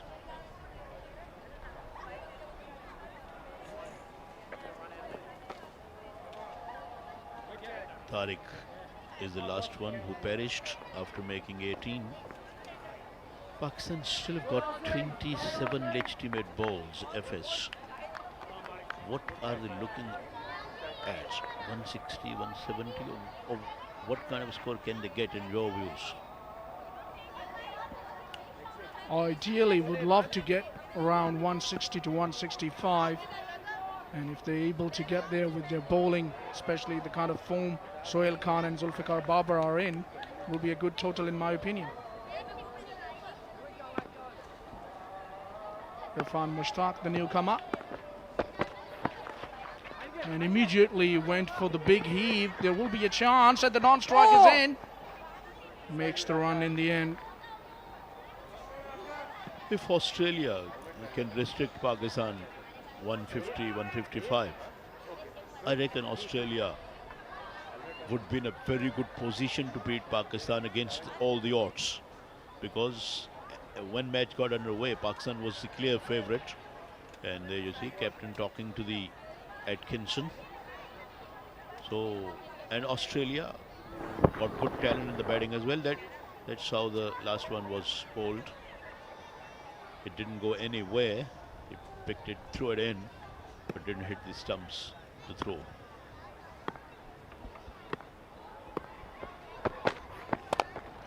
Belted hard down the ground. Yeah, you rightly pointed out, Rana Shafaq. They have pretty much depth in their batting, especially the way Naser Jalil batted in the last game for his 43. Just took the game away from the opposition in the semi-final. So they are in with a very good chance. And fair enough that Pakistan have got a very good bowling lineup. They've got experienced campaigner. This one is pulled away. Man down at the backward square leg boundary. Single is taken. 1-1-0 for 4. 16 overs have been bowled. And in the first stint of us, we were talking about 1999 World Cup. Please accept my apology, FS. You were right that Razak did play against West Indies and he scored 7 of 34 deliveries. Yes, he struggled big time in that particular match. But I got it wrong. Look, Rana Shafaq, you are my mentor, so I don't dare to argue with you at any point. So it's your majesty that you're talking in that way, and still you're... It can happen to anyone, because that happened way back in 1999. 26 long years. That is leg, yes. But you were spot on with that innings against Australia. Yes, he got 61. And he struggled in few other games as well. But his duty was to see off the new ball, which he did pretty well. Even the match we are mentioning against West Indies, if he faced 34 deliveries, he faced out Curtly, Ambrose, Walsh, or whoever was operating at that stage. And that's what teams were doing in England. And Pakistan always. And that's a big one. It is. Over mid-wicket, it sailed for a 6. Well, Irfan is the batsman with a lot of intent. He has made up his mind very early. He tried on a couple of occasions. This time he gets one in the middle of the bat and it sailed over for a majestic 6. And much needed one, the kind of position Pakistan are in.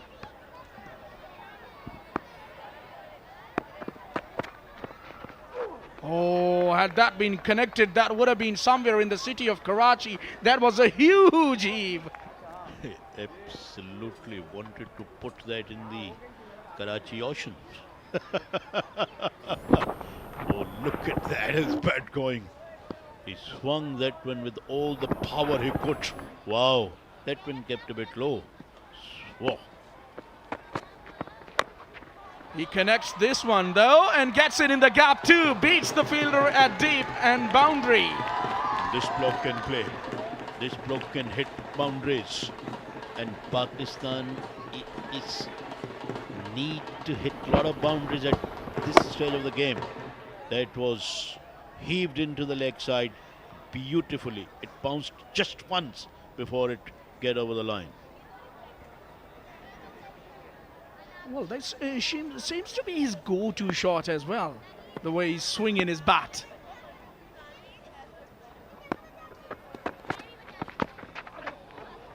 can't get it. Irfan doing a good job. This is exactly what the doctor ordered.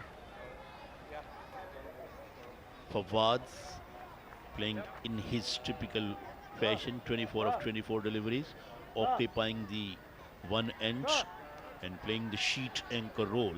But I think he needs to change his gear, because now we've got only 20 deliveries left, and I still believe that 150, 160 won't be enough. To me, as a cricket, Australia can get all out for 80, for 70. Pakistan got a good bowling lineup. He has listened to you. He has tried a big one, but he hasn't got the connection right. He's gone, is Fawad Alam. Edward gets a wicket. Fawad Alam promptly looking to hit a big six. He hit that one in the air. That was in the air for a long, long time. Long on placed himself under the ball and grabbed the catch gleefully, and another wicket goes down. So Fawad scored 24 of 25 deliveries. One can talk about his strike rate a lot, but I don't want to talk about strike rate anymore. 121 for 5.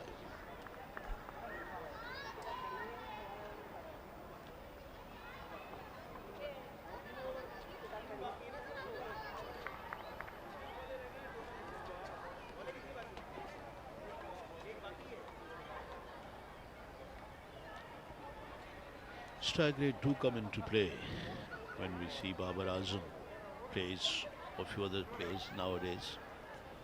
But I can tell you that Bev Richards had the strike rate of 87, 89 in 80s. And Zaheer Abbas had almost more than 80 in 80s. And Richards' average was 57, 58 from 80 to 90. And Zaheer's 47 to 48. Now we are in 2025. Now it's down to the viewers. Pretty good numbers, those, I can tell you. Shahid Afridi's strike rate was up in the 80s, 86, even in test matches. But his average was nowhere near to Bev and Zaheer Abbas.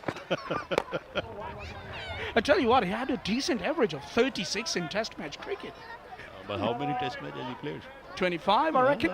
And how many Zaheer has played? Zaheer scored more than 100 hundreds in first class.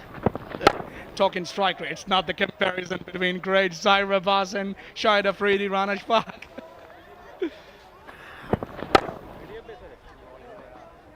At times you got to set a criteria.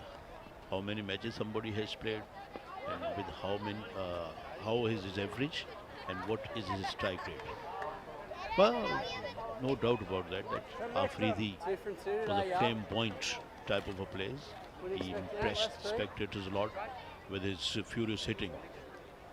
But to me, if you ask my opinion, he wasn't a match winner as well. Out of 356 or 400 one-day matches, how many did he win for Pakistan? Yeah, you can count them on fingertips. Let's back onto this game. I don't want to indulge myself in any kind of a debate.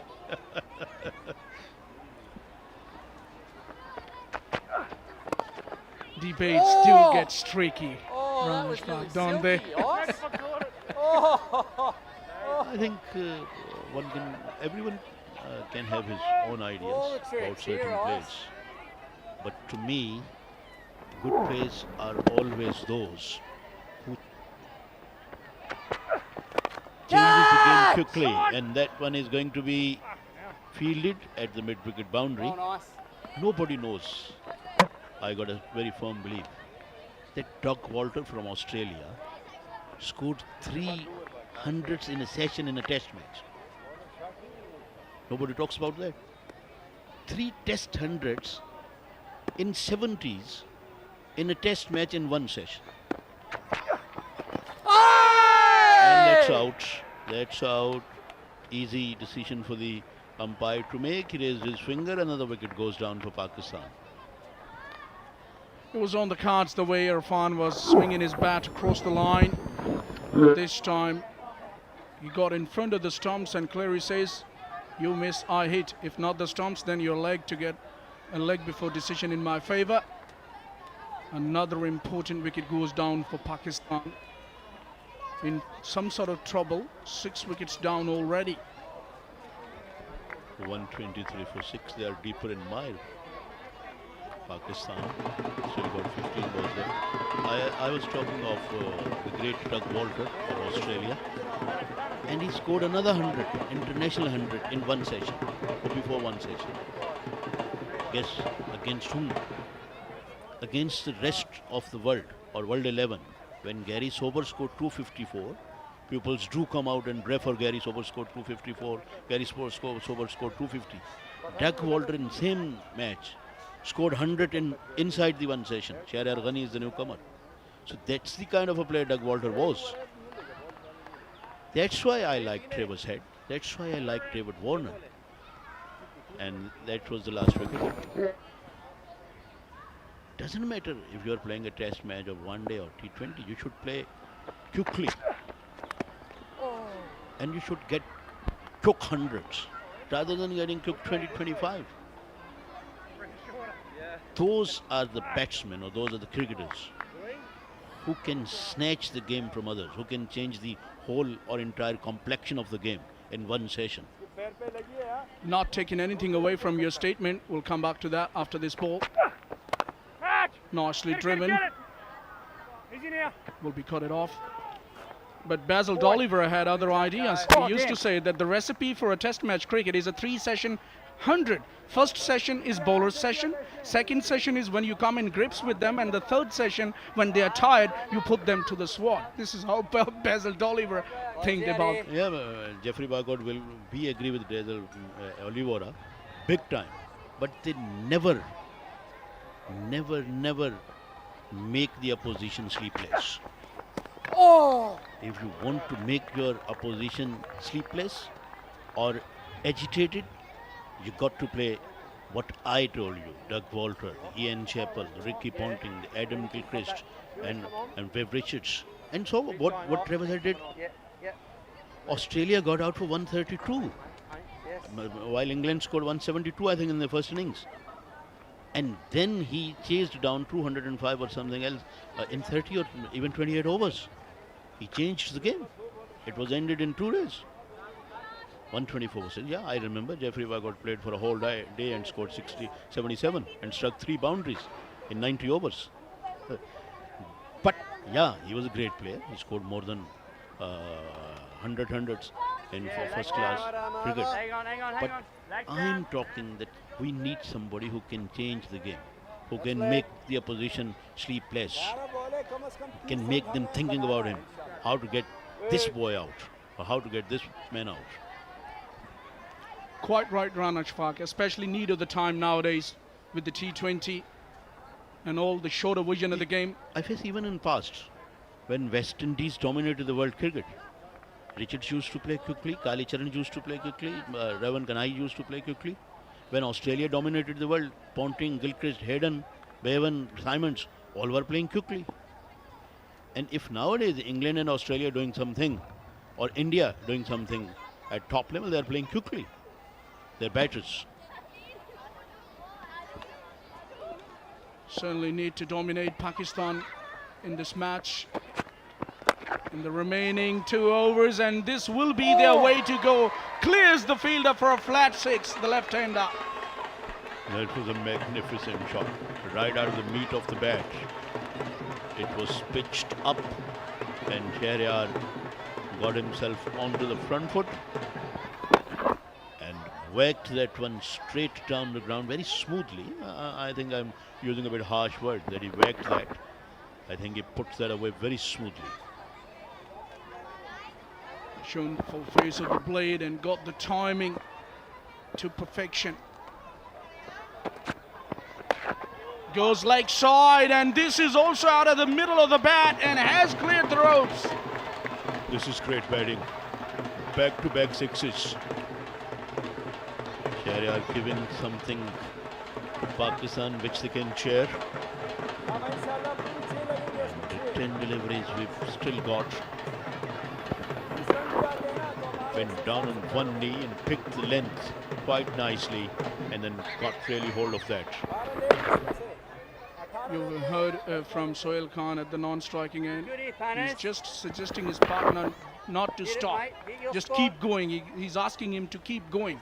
And this is the way to go for Pakistan in this penultimate over. 2 sixes in a row he already has struck. And she is seeing what's up with him. This one is driven up to the fielder. Throw. It hasn't hit the stump. Overthrown, but it has been backed up. Sohail Khan will be facing now. He's a big, powerful lad. He too can hit the ball a mile. But in order to do that, he will need few ones in the slot.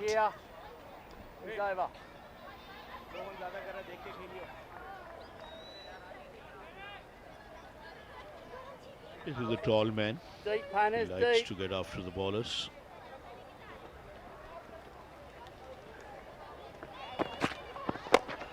Crunches it, powerfully struck, but fielder comes across.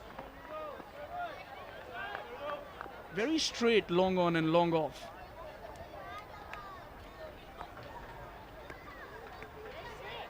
.138 for 6.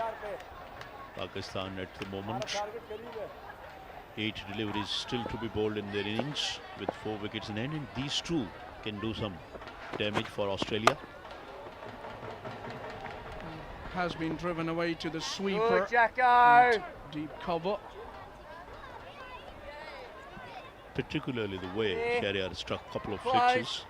Pakistan still need 3 or 4 big hits to get about 165, 160 at least.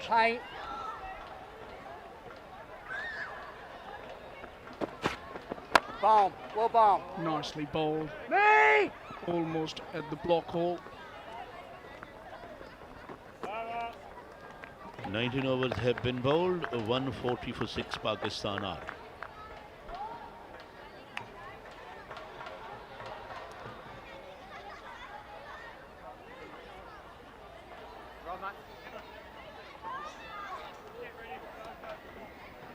.140 for 6. And I am going to take a cup of tea, and FS will have a very special guest who is the captain of rest of the world.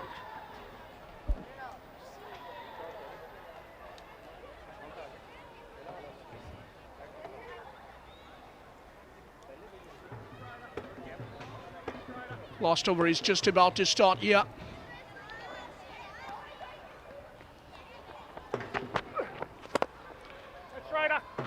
Thumped down the ground very hard and beats the field. A boundary for Sohail Khan, and a good time to say welcome to Harshad Godki all the way from New Zealand. Welcome to the Kumbh box. Thank you. First time doing something of this nature. That's beautifully struck straight over the bowler's head. Probably the better option to go, which would have done. But right, mid off and mid on are fairly straight. And he goes this time with the middle of the bat, and we all know what happens when he middles them, does Sohail Khan. It's another maximum, much needed for Pakistan. 150 is raised. That is absolutely beautifully stuck. You can see what's happened is they bowled the mid off a lot straighter. He's going to try and bowl a bit full. You got to bowl wider than that. Full toss is not the way to go, but this time he doesn't get out of the middle and gets caught in the deep. One too many for Sohail Khan. It was on the cards. He was throwing his bat at everything, and this is what he was required to do at this stage, but Clary has the last laugh. I think it's almost mistimed the shot. Looks like it's got to the bottom of the bat. That's a great catch at mid-wicket, gone quite high in the blue sky. Beautifully taken by Sohail Khan made 14 of 9. Pakistan are 7 down for 150.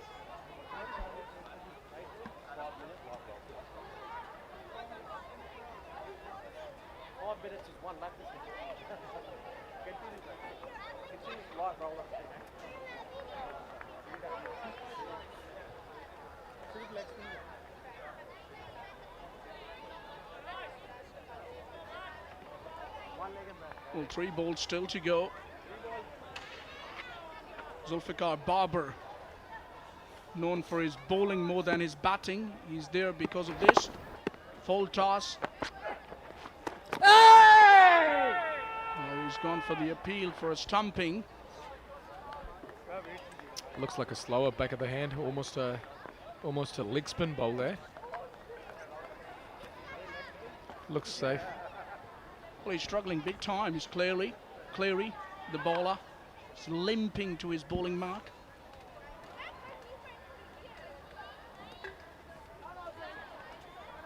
He's struggling big time, isn't he, Godke?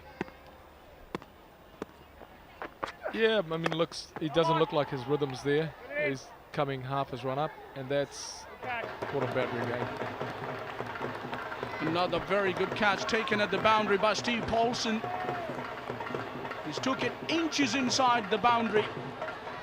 Good awareness at the boundary of the rope and caught it perfectly. That ball was travelling. Very well judged catch. About meters away from the boundary, to be honest. 1 ball to come. This has to clear the ropes if Pakistan are looking at 150 plus total here. Gone for naught, Zulfikar. Pakistan 150 for 8 now.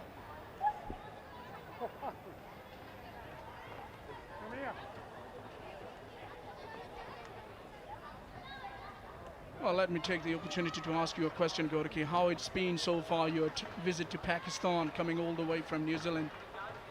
Look, it's been an unbelievable first time to Pakistan, first time in Karachi. The grounds, the wickets, the hospitality, the people, and the generosity has just been second to none. Very privileged to play on wickets here and on these grounds and the facilities. It's just been superb. Imran Ali, the new coming batter, is in to face the last ball for Pakistan. Clary coming with a shorter run-up. Has picked up 4 wickets, has been very prolific for Australia. Bowled him and he gets a fifer in style. Clary, what a spell of bowling. He might be struggling, but he has been a star of the show for the Aussies with the ball. That is very well bowled. I'll predict that was another slower ball, straight block hole. Finish on a fifer, bowling off 2 meters has just been very clever bowling.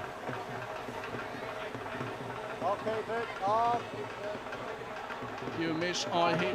Theory working well for Clary on that occasion. Bowled it straight, full, and reward in front of your eyes. Pakistan are 150 in their allotted 20 overs. It has been a very good finish to the innings, especially the last over has yielded 3 wickets for Clary. Yeah, that is superb piece of bowling, especially death bowling. Being clever around change of pace, using that slower balls carefully. That's obviously worked in his favour. Pakistan will have to bowl really well in the power play. Yeah, so first 6 overs will be quite crucial for Pakistan. Now we've got a very good game in our hands. This is how our final should be, because Pakistan haven't been put to test, throughout the course of their campaign into this event. And for the first time ever, they will be tested. And these are the highlights of the Pakistani innings. Skipper Razak has got a start, but couldn't quite capitalize. A couple of lusty blows by Humayun Farhad to get himself going. But when he was starting to look good, that was a very well manufactured stroke over mid-off. And this is how Humayun Farhad perished. Actually, he was starting to look good, but just threw his wicket away for my liking. Got just a little bit too excited. Razak in between was looking good, played well for his runs that he made, but he too was demolished. The Aussies catching has been incredibly well. This is how to long on. That was a high full toss, which was played with the outer edge, and that was another ball in the air. And as I mentioned, the Aussies catching has been absolutely amazing. They just didn't put down anything if it was in their near zone, I would say. Fawad Alam tried his muscles, but he is not known to be a muscular sport at long on. And leg before decision in favor of the bowler there. That was clearing the ropes twice by Shahryar Ghani, the left-hander. And that was a big hit by Suhail Khan, which cleared the ropes. And immediately after that, he couldn't put another full toss out of the ground, and a good catch was taken. And this time around, it was Zulfikar Babar who was in the air, and good catch by Steve Olsen. And Clary got his fifer in a style with the Yoka. So this is the batting card for Pakistan. 19 for skipper, and Humayun Farhat made quick 19. Nadim looked good and went for 24. Fawad Alam tried his level hard, made only 24. And quite a few starts for Pakistan, but couldn't quite capitalize. Made 150 in their allotted 20 overs. Talking about the bowling, Clary clearly has been the star of the show with a fifer and a wicket apiece for Brand, Atkinson, Edwards and Naser Jalil as well. Only 4 extras. The Aussies have been very disciplined in their bowling. Now then, Australia need 151 runs to win the final of IMC Over-40s T20 World Cup at a run rate of 7.55. We will come back with the run chase. At this moment, we are taking a short commercial break.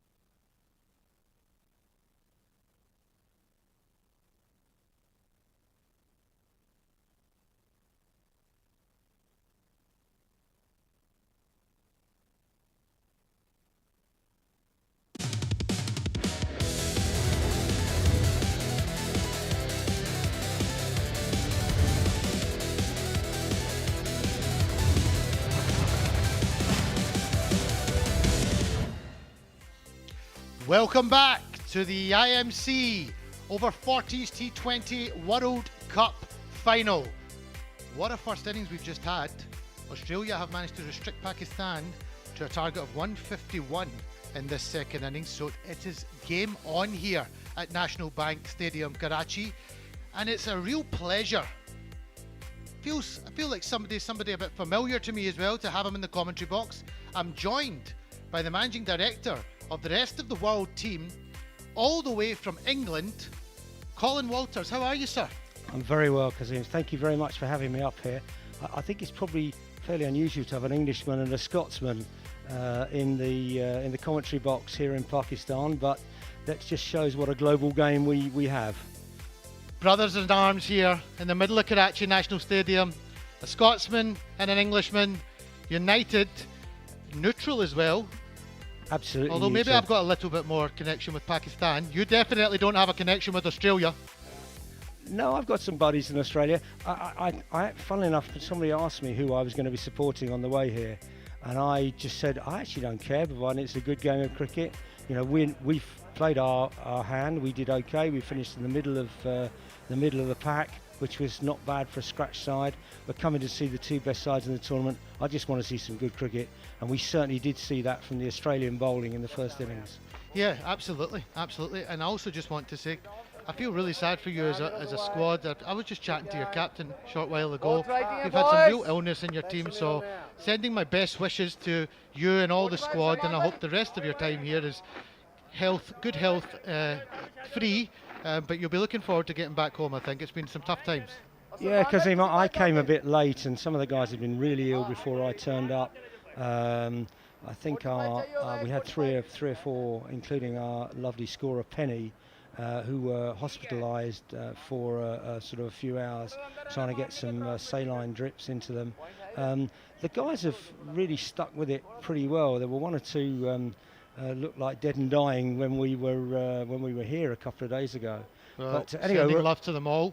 And quickly, just to update, the opening batters will be Noto and Hemming and Zulfikar Babar. Interesting that they're opting for the left-arm spinner, Colin, to start up. There's been quite a lot of spin bowling early in the power play, and I was quite surprised. I didn't see the rest of the World Australia game because I hadn't arrived, but I was surprised how little they use spin, but their medium paces, or probably quicker than medium paces, bowled particularly well, and Clary bowled a superb spell for anyone who was hobbling from the end of his second over.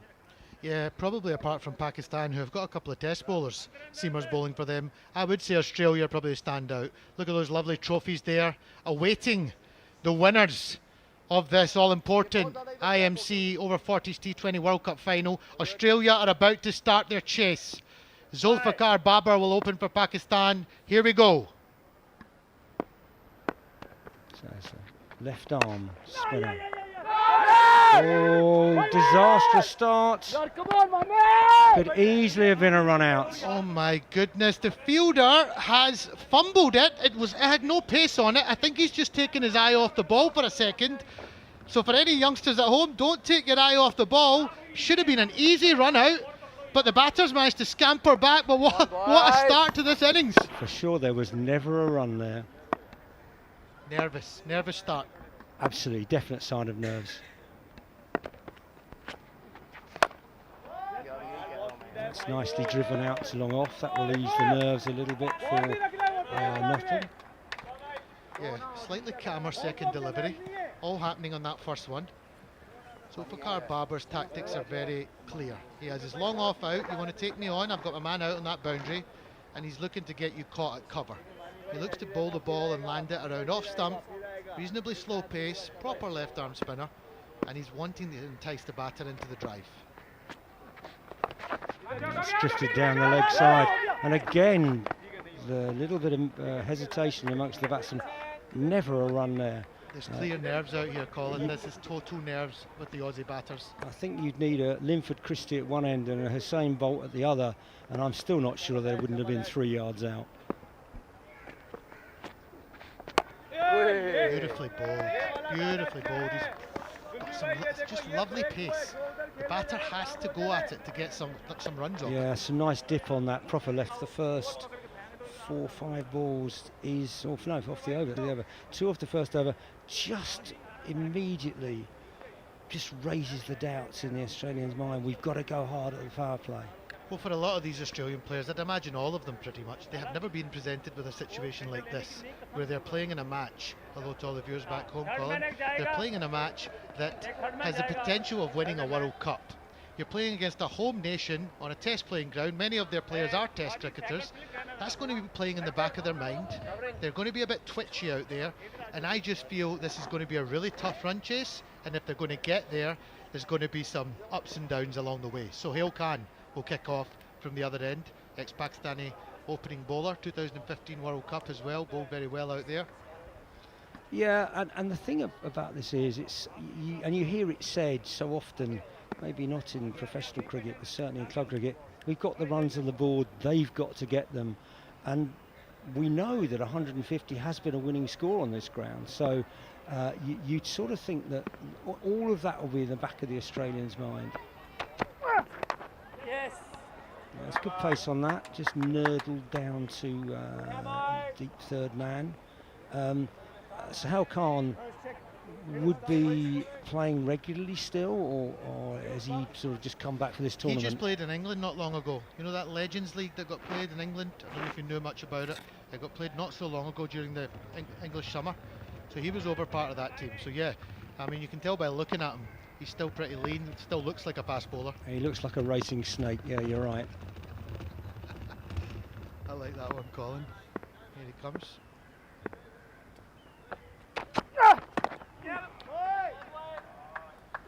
That's a proper fast bowling action, isn't there? There's nothing not to like about that. Nice bound and gets right through the action.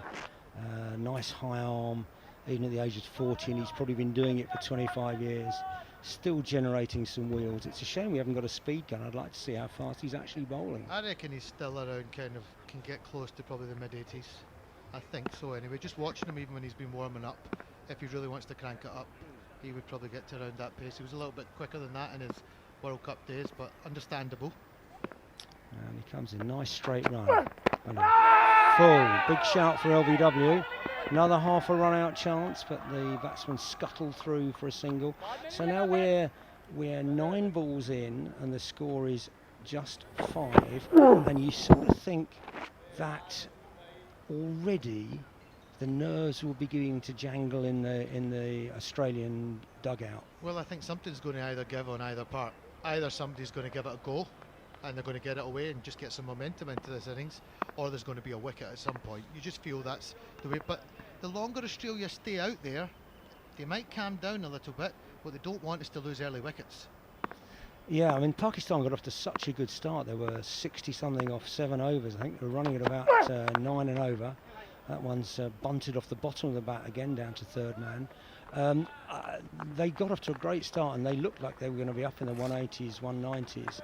Now, obviously from side on, we couldn't see whether there was much in the wicket or much swing, but they almost came to a grinding halt in the middle of the innings and were just helped out by a 6 and a 4 in the last over to get them over 150, which they struggled to get there. So a slight start may make it very difficult for Australia to even get close. Credit to Australia though for making that happen. After being under the pump at the start of the innings, they pulled it back extremely well.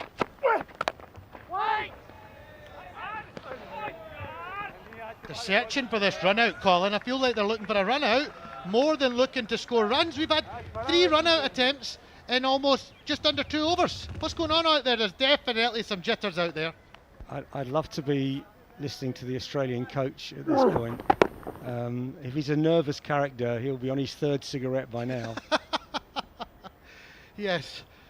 Him and the rest of the squad. Number 3 must be a bit nervous. He must not know what to do now. He's been walking out at least twice.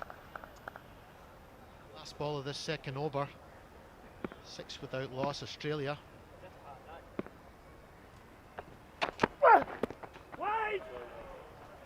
Nah, they're not running. That probably was a single if the non-striker had gone straight away. Because it came off the pad, there wasn't as much pace on the ball, which meant they could have scampered for 1. But when you've already had 3 scares, Colin, in the first 2 overs, I can understand why they avoided it. Australia are 7 without loss after 2 overs here, A lovely view of Karachi.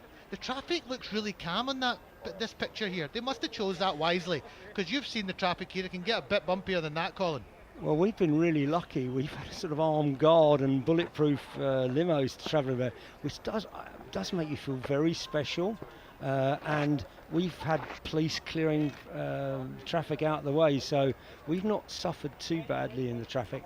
I have to say, there are parts of Karachi we've seen absolutely lovely. We went to the beach one day, and just beautiful. So Zulfikar.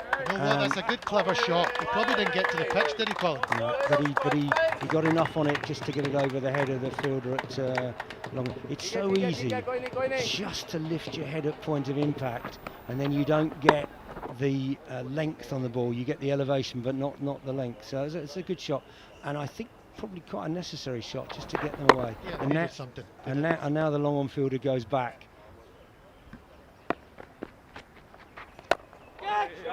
So he's hit it a bit straighter. The noise off the bat is not sweet. That didn't sound like it came right out the middle of the bat. But they're changing. They're not going to let him just bowl at them. I think that's what they've made clear in this over, and I think it's really good on the Aussie batter's part. You have to make some sort of decision. As we get shown again on screen, a Scotsman and an Englishman. And that's another chance, and this time it's beaten everybody. And it's gone for 4, and is this the kind of luck Australia maybe need in a run chase like this? They've already had a few near scares, but so far they've drifted along quite nicely to 16 without loss after 2.3. That is a bit like it. I'm not sure that wasn't it was sort of wide of the wicketkeeper, and slip was quite wide, and I don't think it actually carried to slip. What I would say is, when you look in the book, it still says 4, so they'll take it, I'm sure.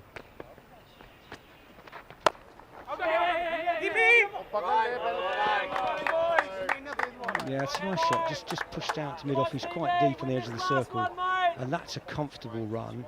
That looks a bit more confident, doesn't it? Absolutely. Just changing the game plan and their mindset has really helped them in this over. They don't want to give any emphasis back, but it's going well so far. And he's dropped in short. He missed out there, the batter. Probably could have put that between the two fielders and got it away, but you can see straight away Zulfikar is now realising, oh, I can't just bowl the ball where I want to bowl it. They've got a different game plan against me. Yeah, very much so. And of course, this is where the experience of some of the guys that play Test cricket for Pakistan will undoubtedly come in.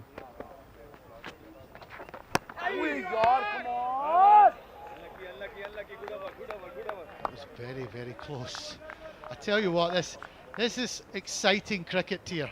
We're all glued to this here right now. It's a proper 50-50 game going on here. Australia have managed to be still 18 without loss. I'm surprised there hasn't been a wicket. National Bank Stadium there's been 3 run-out attempts here. It's all happening, but so far this game is still on a knife edge at the moment. Yeah, in the balance, and that's exactly how we'd want it. Nobody really wants a final to be one-sided. I'm not sure anybody really thought it would be. The way Pakistan started off, it looked like they were going to get a massive score, but they were pegged back. The Australians, after a couple of not so strong overs, have just taken 10 from that over. So this will be interesting to see how they play Sahel Khan now.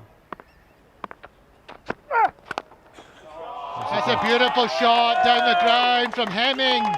Beautiful. One of the best shots in the game to just hit straight back down the ground where the ball is coming from. And that's the most convincing shot we've seen in this inning so far, as Australia get to 22 without loss now of 3.1.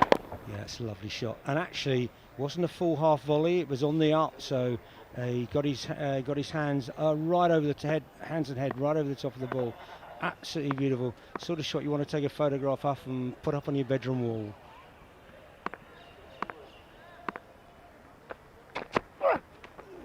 Well, do you know what's pretty cool for all these players now? They'll have this for the rest of their lives. Even your guys as well. They've got footage now of them playing live cricket in Pakistan. It's something to show the grandkids. And it is a lovely thing to have that as a memento, although one or two of the shots our boys played possibly they won't want to see again. That's a good bouncer for Sahel Khan. I think that was a bit of, you're not going to do that to me again. That was real intent there, and I think he's going to have to slip himself here to try and get that early breakthrough. was good pace, that last one, eh? Proper fast bowling.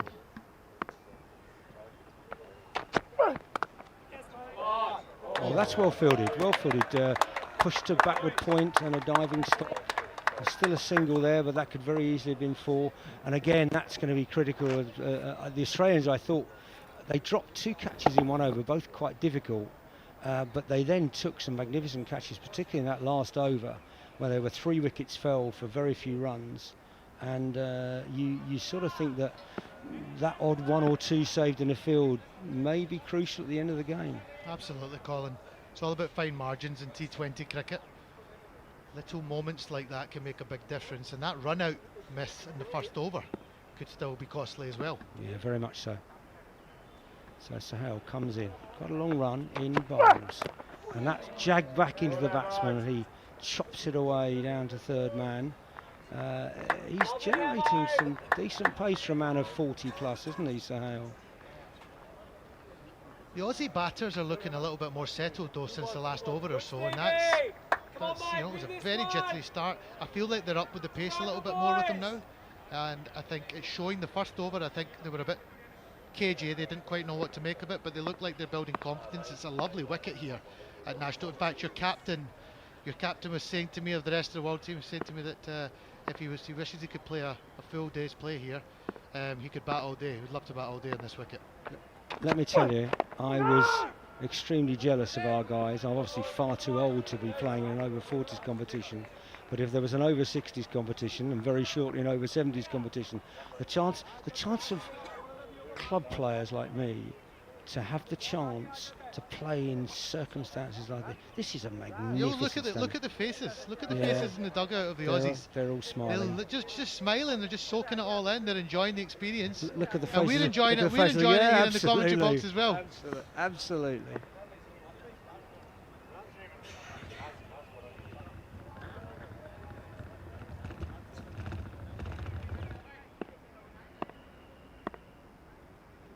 So Sahel, last ball of the 4th over.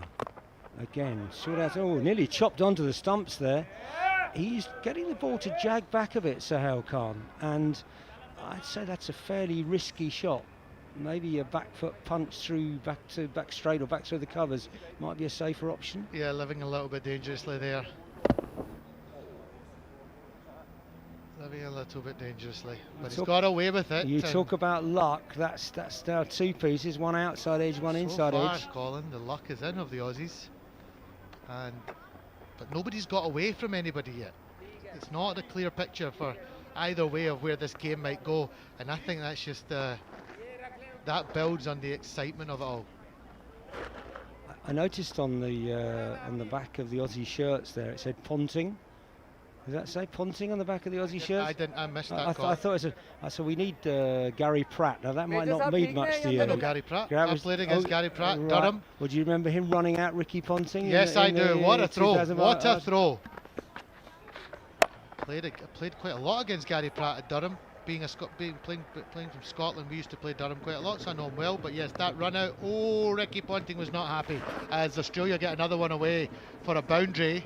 27 without loss of 4.1 overs now, and they're starting to really get some momentum into their innings, not getting away from Pakistan, but also in a good position. They've not lost any wickets. No, and that's the critical thing, but that was a real hit me ball halfway down, comes smashed me through the leg side, which is really good. And there's a big shout for caught behind, not given, not entirely clear on our vid. I'm more surprised it was so close to the stumps as well. They're living dangerously, but they're getting that nice bit of luck at the moment. Let's have a look here. How's that missed the off stump? That shaved the off stump, I think. Do you know something? I think you're right. I think that's nicked the off stump and not taken the bail off, and that's why the keeper could have. That's a great shout. Oh, I don't know about that one, Colin. I need to see that again. On the naked eye, that looks like it's pitched on and it's straightening and it's hitting. Let's have a look.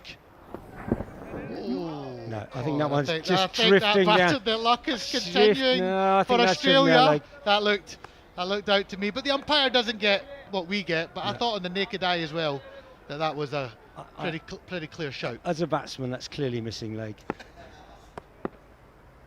Now, I think that was probably just drifting down the leg side, but close. And the next one is just pushed to short extra cover. They haven't got away, and one good over, one wicket could just turn the game either way. Well bowled by Zulfikar Babar. He's a lovely bowler to watch. Very, very clever. Changes his pace, changes his angle from time to time as well. And He's got all the tricks. He'll be looking to get out of this with another dot, and there'll just be that first 4 from the over. Oh my goodness, the luck is continuing here. I tell you what, this has been an exciting 5 overs, Colin. 28 without loss now, of 5 overs, Australia. I believe we're going to have a change in the commentary box. We're going to have Danish Anish Sheikh replacing us alongside, I call him Chota Babar, Muzammil Asif. Thanks very much for having me, guys.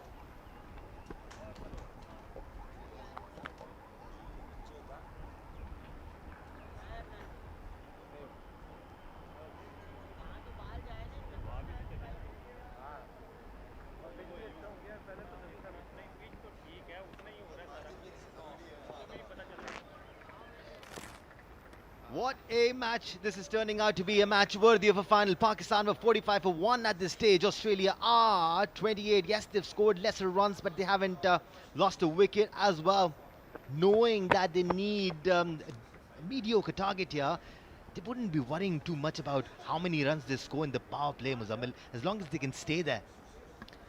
Absolutely, a lot of chances there by Pakistan missed, and then luck is not also working for them so far. The way Zulfikar Babar has bowled brilliantly, and the new bowler Tabish Khan from the university end. I love Tabish as a first change bowler, Muzammil. He brings some control to your bowling lineup. Here he comes. Straight away, Apesh. Oh! Has he dropped it? Oh, a chance of a run out, appeal, direct hit. Eventful first delivery of this over.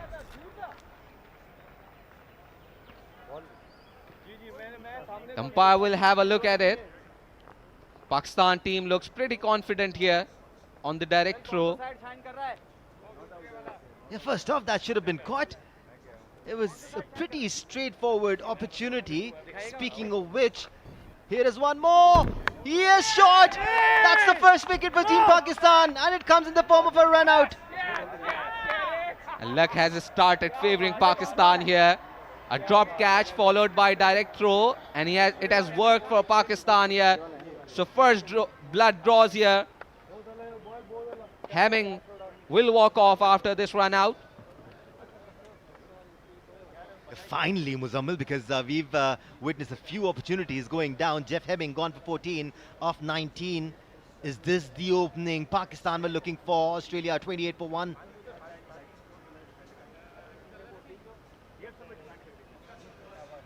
A chance created right away by Tabish Khan. That should have been taken at point. It was fumbled. Good throw. You mentioned luck, but that was pure skill, Muzammil. Bullet throw there. Straight at the stumps. The way we saw in previous overs, especially at the start, they missed 3 run-outs. I feel you. Finally, they got one. Favouring them, the batter was not inside the crease, and they got their first breakthrough. Yeah, I would love to see that throw once again. We saw a close-up version of it. He could be a javelin thrower if he keeps on like this. Thrown at one bounce, exactly how it should be.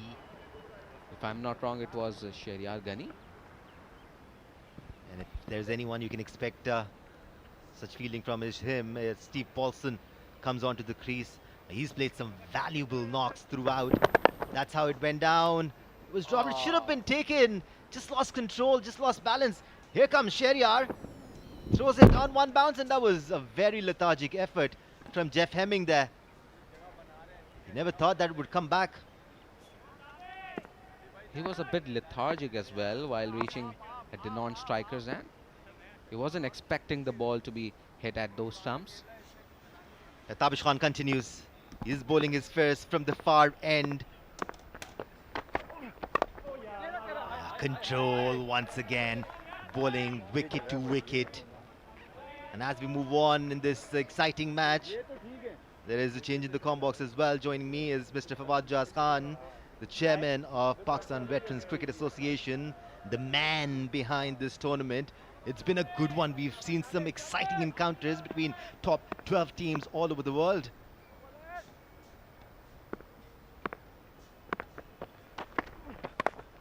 This time, a bit short. It's in the air. There's a man there, but will fall short. What's up? What a tournament this has turned out to be. Yes, it's been a wonderful. We had total 42 matches in this World Cup, and this is the 42nd match, the last match. And this match is, I think, very close. It can be anybody's game. So far, Pakistan has a very smooth sailing, except for the first match against South Africa. It was tough, but this match is seems to be very close, and I think it's can be anybody's game.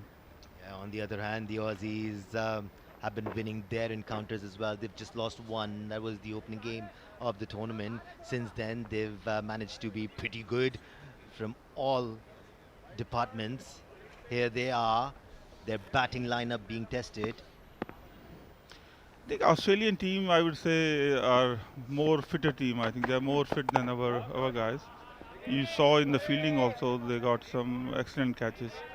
One of the catches they dropped, but if that would have been the catch, it would have been the catch of the World Cup. Yeah, they've looked good throughout the tournament. We've seen lots of action unfold on the ground for WhatsApp, but lots of action has unfolded off the ground as well. Some golf trips, some trips to the beach, lots of great food. Tell us about that as well, because the boys have been loving it. Actually, the thing is, these guys are under tight security. I mean, they travel in bulletproof vehicles. And so normally they cannot just go out of the hotel on their own.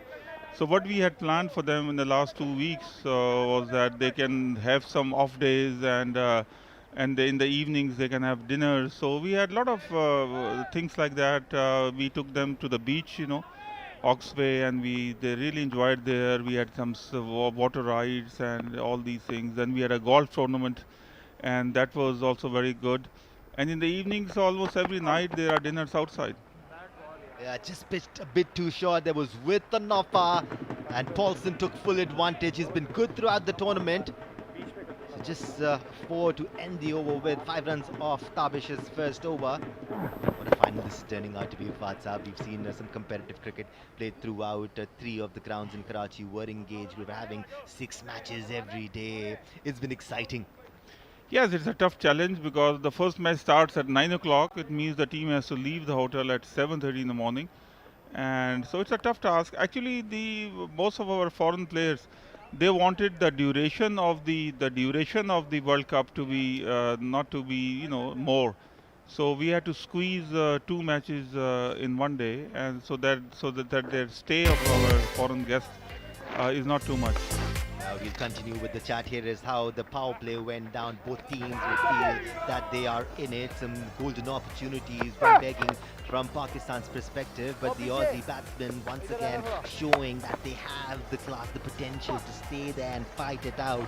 We are seeing or witnessing that typical grit from Team Australia. Talked about the chances that went down. That was one of them, but one which worked out for Team Pakistan, and it ended with a 4. Now here is Zulfikar Babar. He's bowled exceptionally well. Pakistan has a good bowling lineup. We have this Babar Zulfikar, he's a test player. And then we have Sohail Khan, he's a test player. Fawad Alam is a test player. So we have some good bowlers.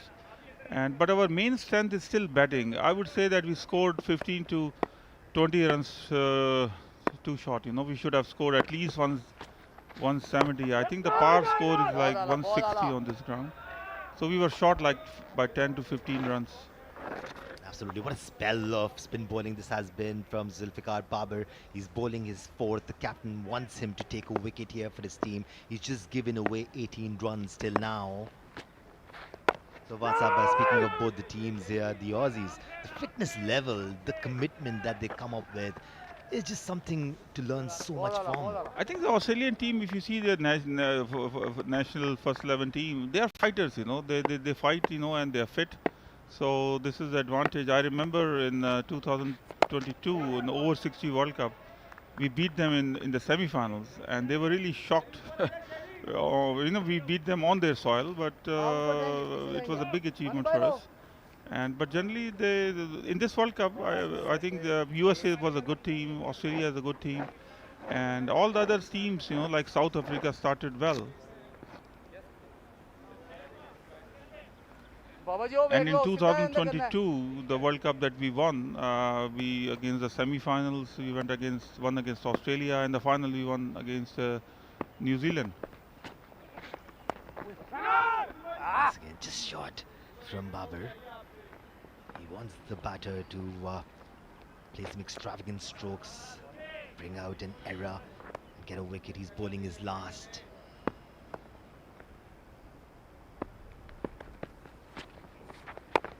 Once again, this is good bowling from Zulfikar Babar, keeping the batters quiet. Let's talk about PBCA's role in all of this. And I am really very grateful to all the 11 teams who have come here. This is the first time in the history of this country that 11 international teams, the total strength is like 220 players. And to move these 220 players, it's a logistic nightmare. I'm very grateful to them. Among the good teams, only New Zealand and England did not come, but all other good teams are here. I'm also very grateful to my PVCA team. We have lots of volunteers who have worked day and night to make this World Cup successful. I'm very grateful to our sponsors. On top of that is obviously Nadim Umar of Kota Gladiators and Diwan Motors, Markhor, Abe Dubai, and all the other small sponsors also, Fazan Steel, Amar Cables, Bank Alpha also is one of the main sponsors. I'm very grateful to the Geo Super team, who have made this possible.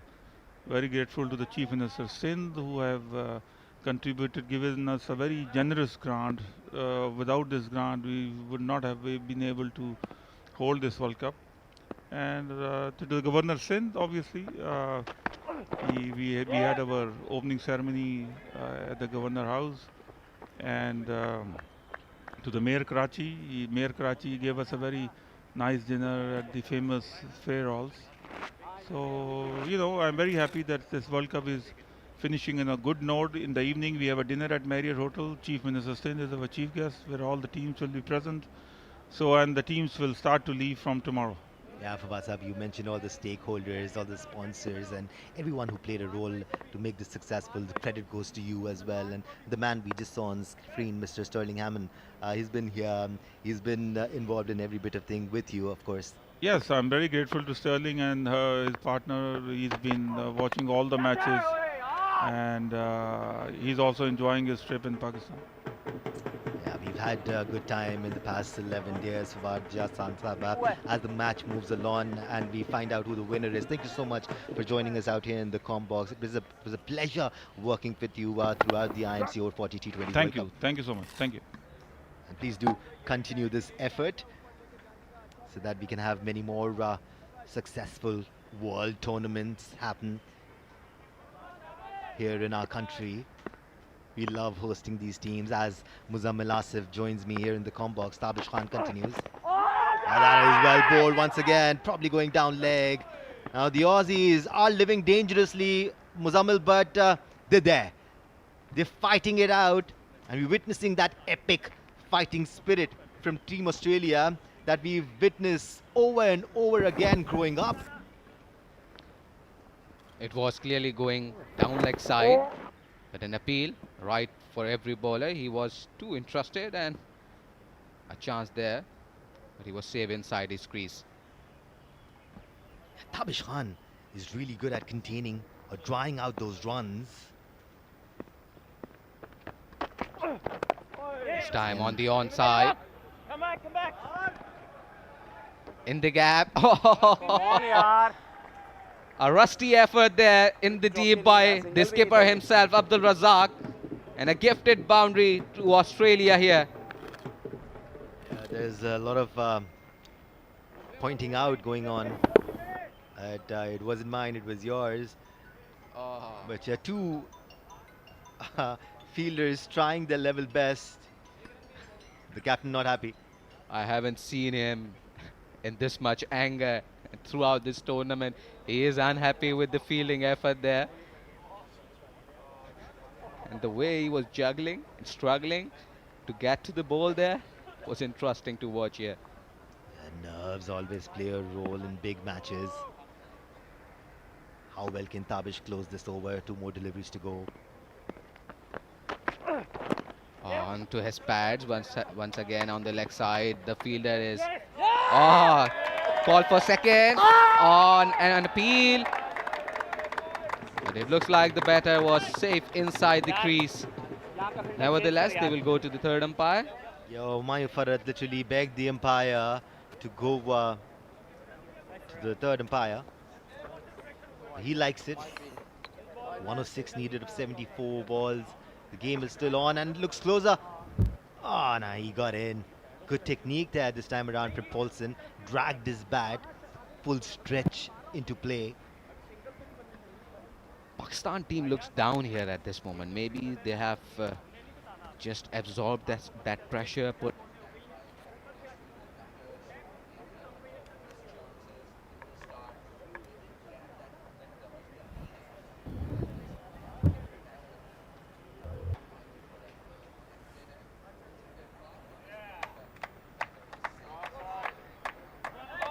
Better throw maybe. Muzammil would have made it a bit more close.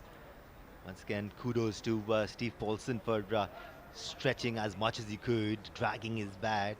That's the way to do it. We talked about the body language from Team Pakistan. Yes, the shoulders seem a bit down. And yes, the opportunities that went down played a huge role. It does set you back, especially when you're defending a target of 151, Muzammil. That makes things more difficult. Absolutely, and third umpire took all his time to make that decision. It was a simple one, but still, he took all his time to decide. So last delivery of the 8th, and Tabish Khan from the university end.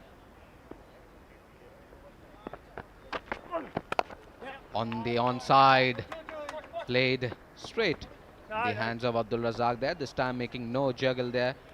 So 8 gone now, 48 for 1 Australia.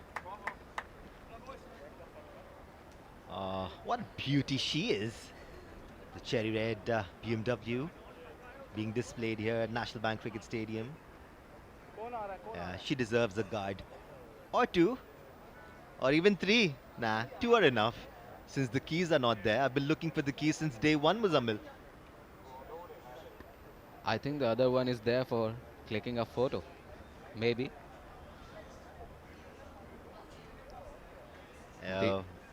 When there's so much beauty, you've got to show it off, don't you?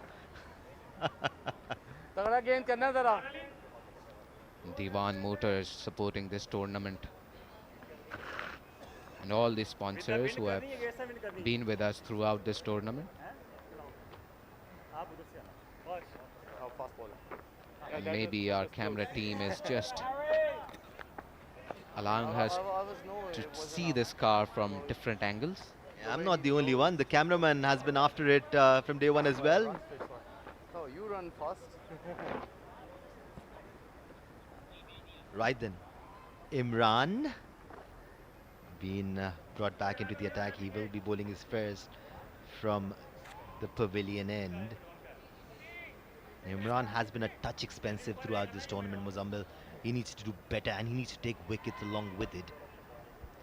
Yeah, that is need of the hour right now for Pakistan team.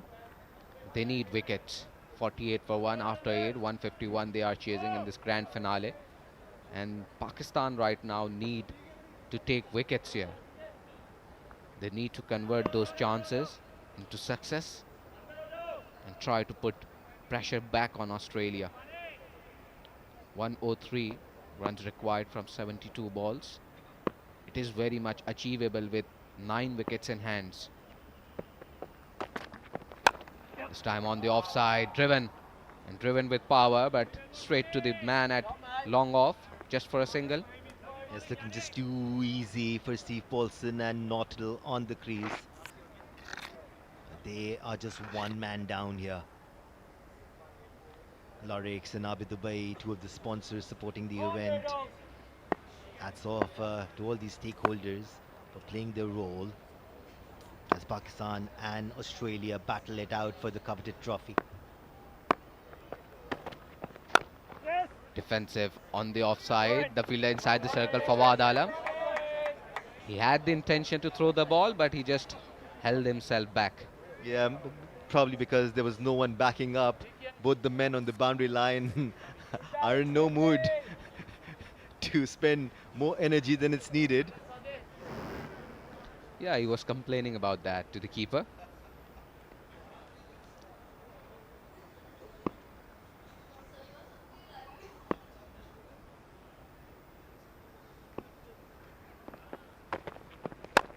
This time hit hard. But the fielder there on the patrolling, deep on the boundary, just a single. Pakistan needs to do something out of the blue here. Bowling with their pacers is not working out at the moment. And here is what happened. We wanted to go for it. There was nobody at the back. So he didn't. Right choice in the end.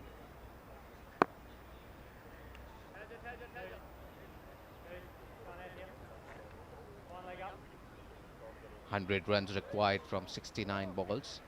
And they need wickets here, Pakistan. They need to break this partnership. They are going well, a decent one, not much explosive, but they are just building up on.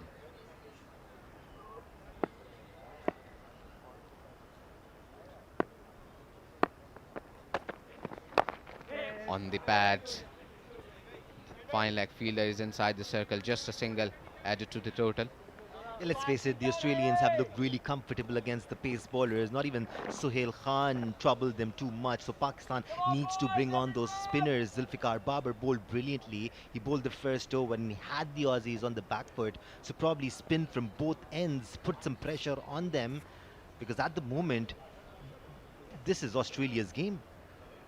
Exactly, this is what they are trying. They are just building up. And spinners will allow them to take those risks, which can bring wickets.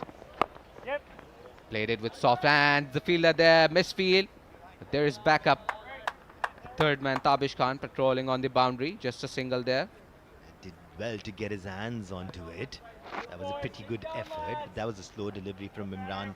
He's trying his best to do something different, just to upset both these batters. But they've been rock solid. The intent is clear. They just need to stay there for as long as they can and keep the scoreboard ticking. And as long as they can manage to do that, this is pretty much their game.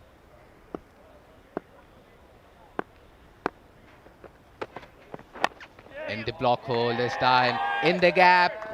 And it will raise away to the boundary. A welcome boundary for Australia to finish off this 9th over. After 9, it's 57 for one Team Australia. That was pretty much a freebie for Naughtle on that occasion, with fine leg in and square leg, pretty square. All he had to do was put bat to ball. That's what he did.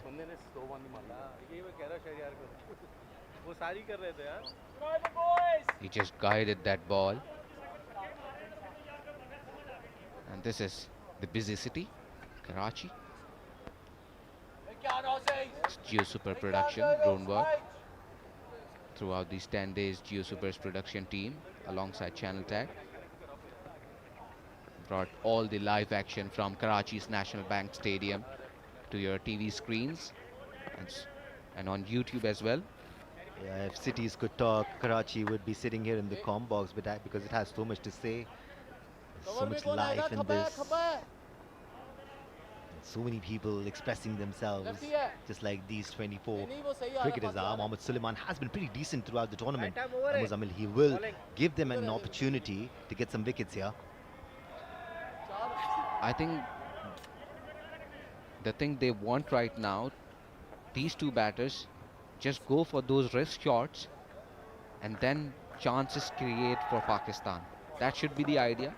And spinners can bring those breakthroughs which Pakistan daily need at this moment.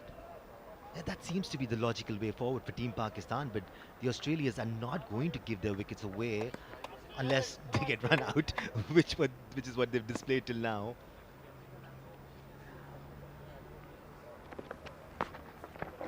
Off volley to start off with.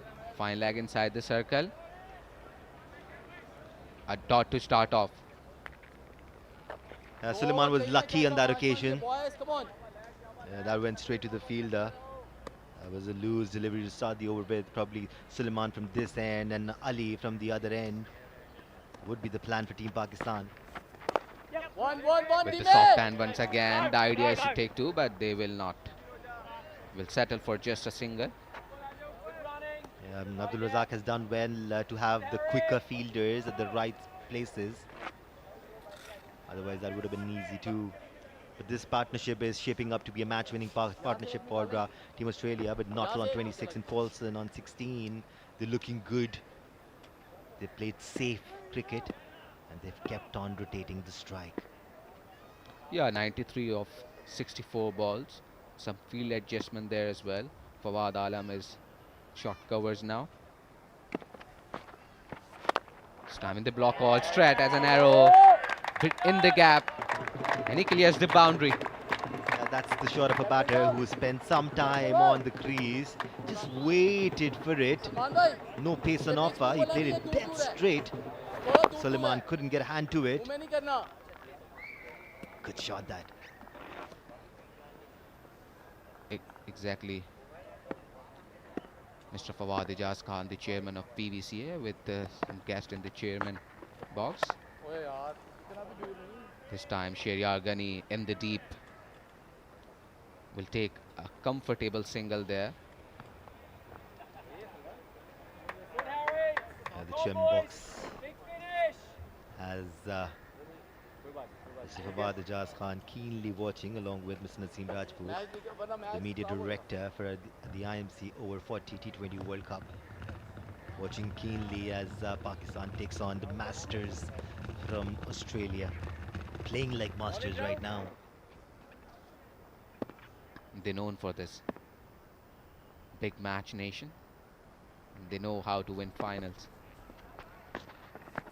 This time Upesh in the gap. With the fielder there, a bit of effort. In the process, they will take 2 runs. They've ran well throughout this innings, this pair. It's good to see people here who've come out to watch the match and then enjoying this encounter between two of the strongest teams of the tournament. It is good to see people coming in numbers on a working day like. It's fantastic. Last ball, played it at long on. So just a single to finish off 10th over. Australia are 66 for 1. And now there will also a change in the com box. Falak Sher and Ayman Anwar will join you.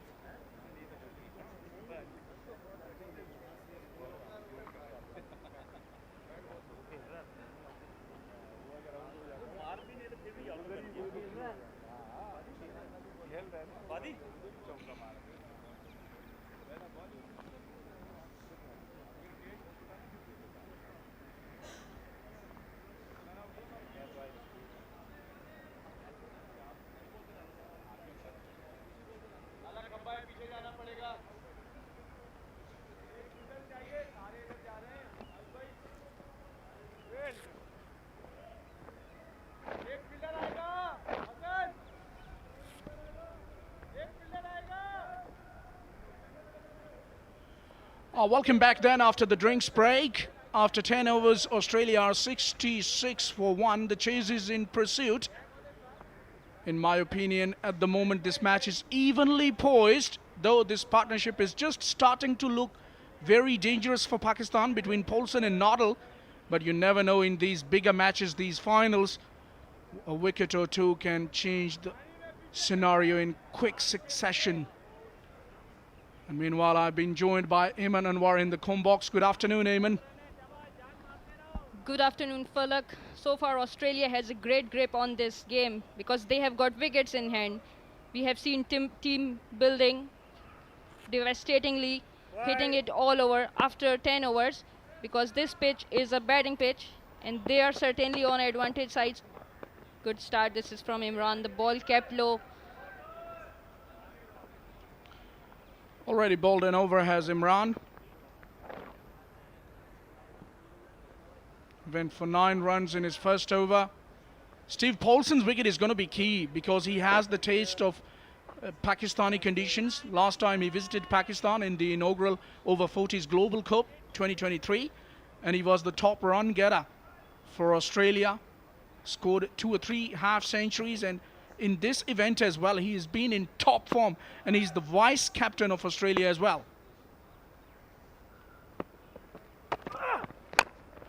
Full pitched, driven hard, couldn't time it properly.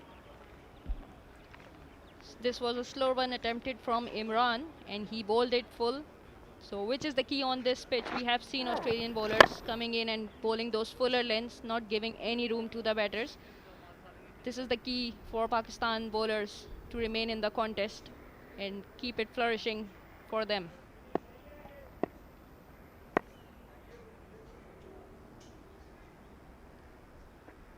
Well, a wicket is required desperately by Pakistan.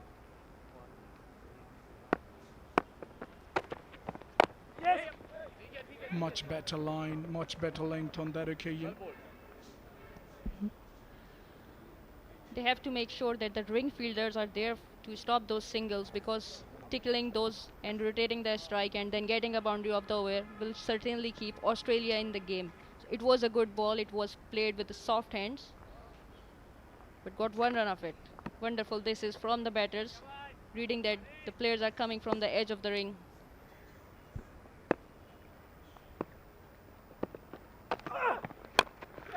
This is a 5-3 field and plenty of pockets available on the onside for the left-hander.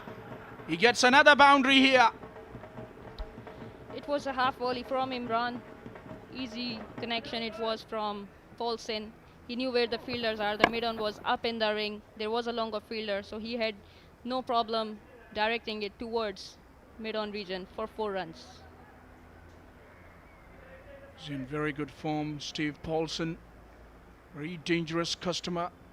Accumulates his runs, knows how to bat under the circumstances. Goes through the offside, can't get it past that fielder at gully. Once again, another slow run from Imran. So I don't understand the need of having a mid-on fielder rather than having a long-on fielder because Australia still need above, I would say, 8.6 runs. So they need to be stopping those boundaries coming into play.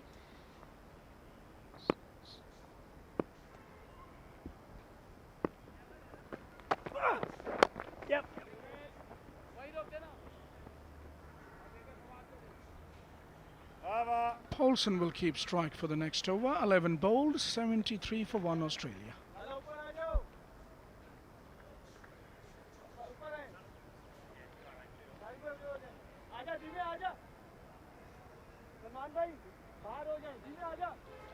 We saw some exceptional bowling from Australian seamers, and that's what was expected from the Pakistan side. But they wanted to start with the spinner. I think they missed a trick here in the power play because this ball was swinging, new ball.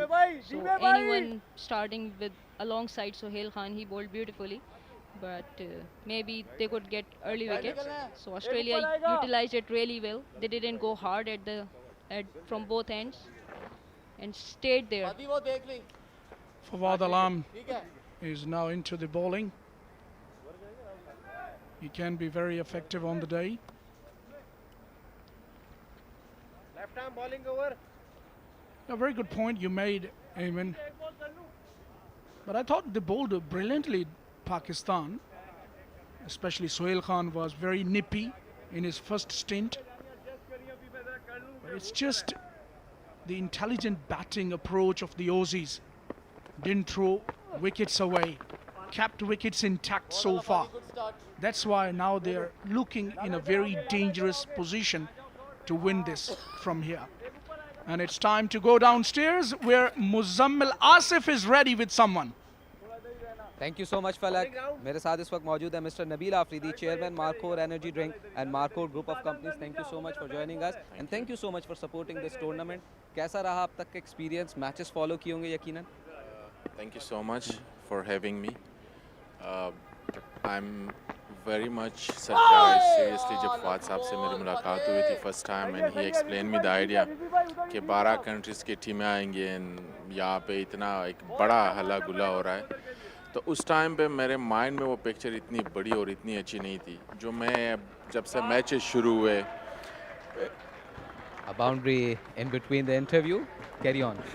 Matches शुरू हुए जब हमने वो पूरा एक देखा कि कराची में मतलब तकरीबन 400-500 प्लेयर्स आए हुए हैं. It's not a small thing. तो एक बहुत अच्छा इवेंट जा रहा है जो पाकिस्तान का एक बहुत अच्छा इमेज लेके जा रहा है और साथ में एक अच्छी क्रिकेट भी मिल रही है. ये पुराने जितने प्लेयर्स हैं दोबारा रीयूनाइट हो रहे हैं पाकिस्तान में. तो मुझे तो बड़ी खुशी है to be part of this event और इंशाल्लाह मारहोर वी प्रॉमिस कि जब भी इस तरह कोई इवेंट होगा we will be on the गली मोहल्लों में क्रिकेट देखकर बड़े होते हैं. यकीनी तौर पे tape ball cricket, hard ball cricket, सारी क्रिकेट कराची में होती है, बहुत ज़्यादा होती है. अब over-40s, over-60s इस तरीके के ट्रेंड को आप जैसे स्पॉन्सर जब स्पॉन्सर करेंगे तो समझते हैं ये और ज़्यादा मज़ीद पावरफुल हो जाएगा. मेरे ख्याल से तो देखिए जो मेन क्रिकेट है उनके स्पॉन्सर्स बहुत ज़्यादा you know everybody loves to be sponsor. हम मारहोर या और इतने सारे स्पॉन्सर हैं. I think we should focus on such events जैसे आपने बताया कि over-40, over-60 या नीचे लेवल के. तो बिल्कुल आई एम लविंग इट. मुझे तो बहुत मज़ा आ रहा है to be a sponsor on such platform. तो इंशाल्लाह you will see us everywhere brother. Pakistan tough situation में है लेकिन रूटिंग फॉर पाकिस्तान या एक अच्छा मैच देखने के लिए. नहीं आई थिंक मैं तो अभी भी बोल रहा हूँ पाकिस्तान जीत रहा है. आई डोंट नो ऊपर भी फवाद साहब के साथ भी मेरी यही डिस्कशन थी क्योंकि I think we still have good bowlers at the end जो डिफेंड कर पाएंगे उस टाइम पे बड़े अच्छे स्कोर को. और अभी तक वी आर गुड. बाकी तो चौके या रन्स तो आएंगे डेफिनेटली. उनके हाथ में भी बैट पकड़ा हुआ है उन लोगों ने. But definitely Pakistan is winning. Thank you so much and I hope you continue the support to the over-40s cricket and in fact veterans cricket. It's time to go back to the comm box. Thank you, Muzammil Asif. That guy was some tall. I thought it was just like Gus Logie standing next to Curtly Ambrose. Muzammil Asif.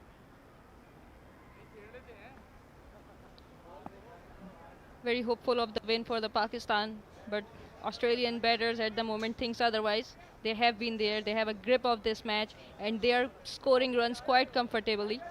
We are not seeing any difficulties on the pitch for them. They have been good, they have been rotating their strike really well and getting boundaries of the loose balls. So Pakistan has to produce some magical spell here.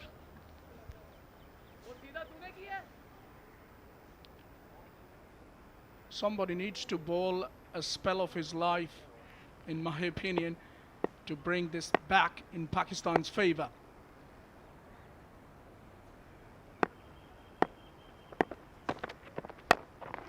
He's taken him on in the air. And the fielder comes across. The Razak does the fielding. It was a short pitch from Imran. It didn't get much bounce to make it difficult for the batter. He played it very well on the back foot for 2 runs. Marco drinks. They were having quite a few sips of that.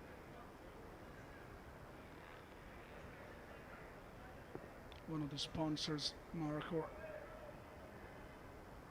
kept on entertaining us, energizing us with those drinks. Nadal is just nearing another half century here, 11 away. 39 he has scored so far. Off the back foot, nicely played. Good fielding. Excellent stuff at point region. He stopped certain boundary. Shahryar has been fantastic in the field for Pakistan team. He took some great catches, and now he surely understands the responsibility of staying in the ring, not giving those easy runs to these batters.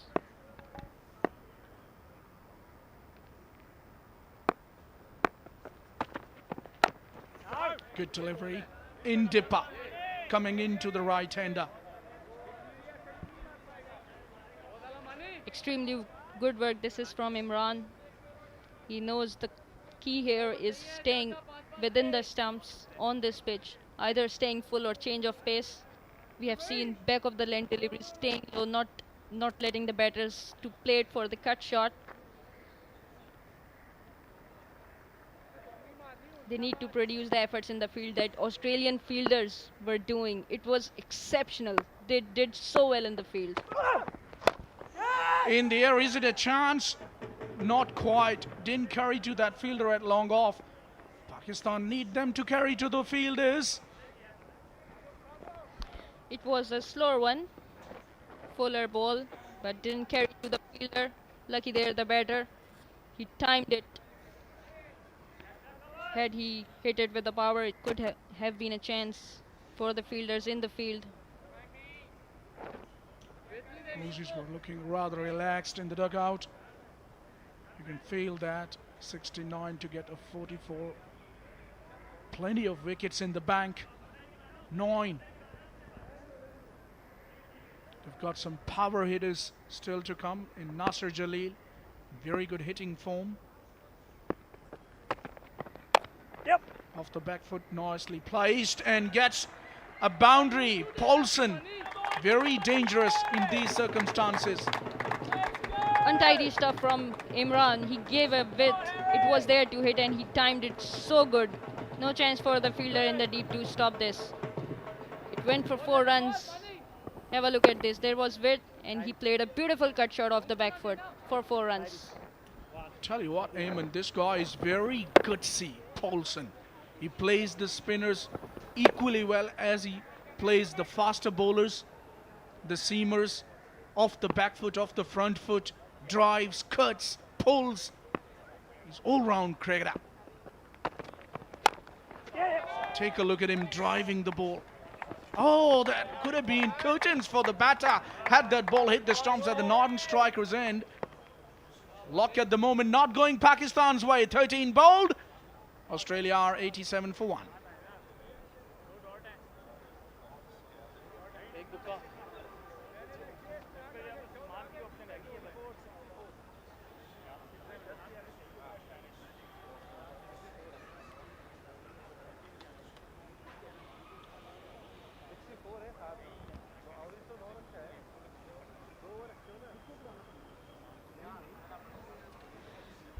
So we are starting to see some panic and some strategies discussion in the team because they know that if they keep going at this pace, they will surely finish it off 1 over before the end of the innings.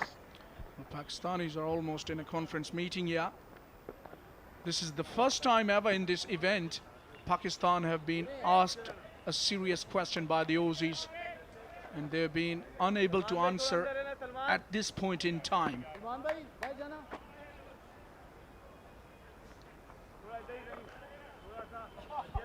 Fawad Alam with the bat and Fawad Alam with the ball now. Certainly given away another responsibility, a huge responsibility on his shoulders to bring a wicket or to take the run rate way ahead against these batters.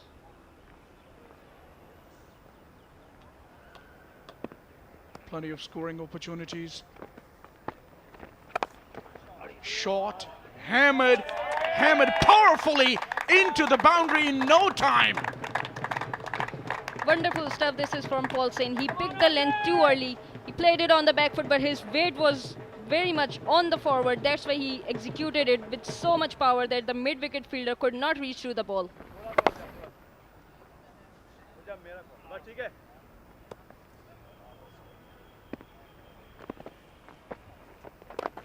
And this is the beauty of his game plan.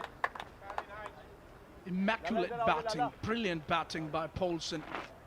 Realizing that boundary of the first ball was okay, the pressure on the bowler, and then just knocks the ball around. Intelligent batting.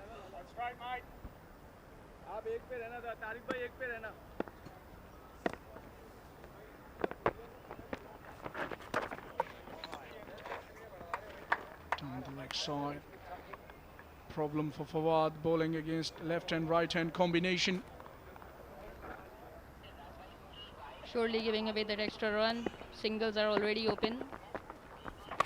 That's a big heave. It's in the air. Is it a chance? Not quite. One hop to the fielder. We have seen this ball falling short of the fielder, so they are standing on the edge of the boundary. They can read it out and come 5 steps ahead of the boundary to be able to create those chances and grab those catches that are falling short right in front of them. A very good point you made, Eamon, but at the moment they are right on the edge of the boundary, just looking to control the flow of runs, stop those boundaries. He was wrapped on the pads, but he was on the walk too far down the track. That's why that appeal didn't have enough power in it.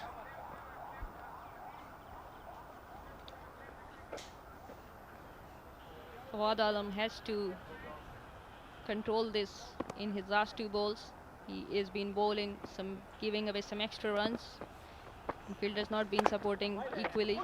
Good stop this is from him of his own bowling. Straight away apology from the batter at the non-striker end, Naughtle. No, still very fair enough is Fawad Alam. One thing I liked about his approach is that he has really maintained a very good fitness level.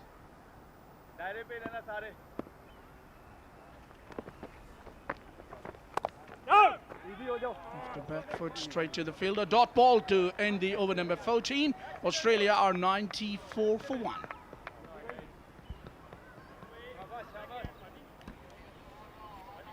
It was a good comeback from Fawad. He went for a boundary, then finished it off with 2 dot balls straight away.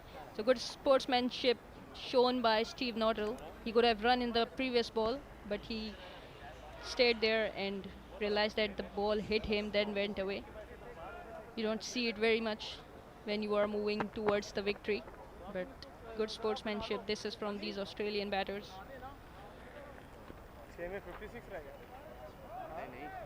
Well, in the last 6 overs, the required run rate is 9.5, but we all know that you can't win games without getting people out. You cannot contain Aussies. If you are to win this match, if you are men in green, you need wickets. Simple is the theory. Surely these bowlers need to take some risk here on this pitch. If they can bowl some bouncers and let the batter judge what's coming next. They have been bowling slower ones, but that has been easy for them, rotating it for a run or a couple. But they have been challenging these bowlers, these batters.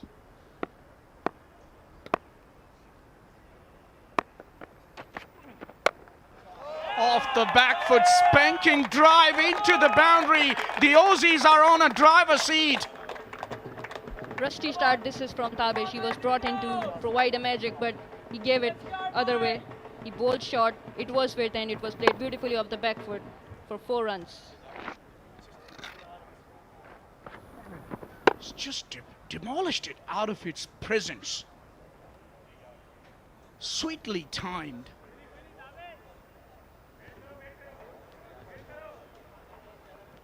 Both of these batters are sweet timers of the ball. They can hit the ball hard too.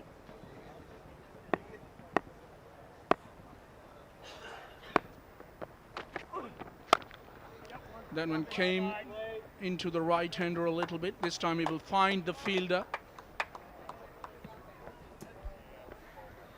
It was an off-cutter from Tabish. So he is wearing his pace straight away after getting hit for a boundary. But Nader is all set. He only needs 4 runs off his half 50, and Australia only need 1 run to bring up their 100.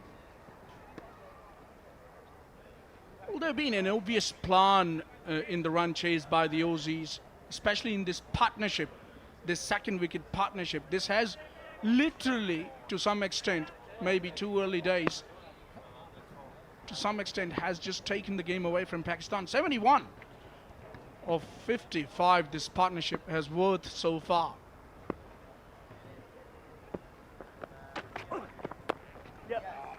Played it late, allowed the ball to come to him, and then just opened the face of the blade. Very sensible. Yes, so much responsibility has been shown by these batters. They are not throwing their hands onto it. They are playing it on the merit and punishing all the bad balls for boundaries. A little while ago you were watching the cheers from the dugout, and that was for the 100 runs. 100 came up for Australia. Look at that. Very comfortable, just happy to play it in the gaps, take those singles, because they've gotten the boundary of the very first ball. So things become very easy when you do that to any bowler.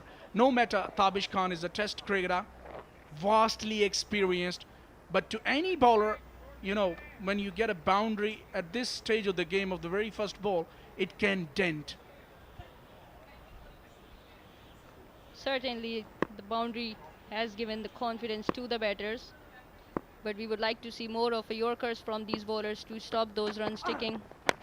This one, it was slower one. We have to see, but it has run away for 4 runs. Didn't get the line right on that occasion. Tabish Khan attempted a slow ball, but Paulson was ready to pick him away in the gap for another boundary.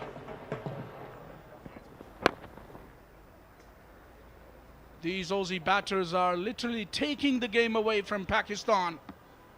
Brilliant partnership this.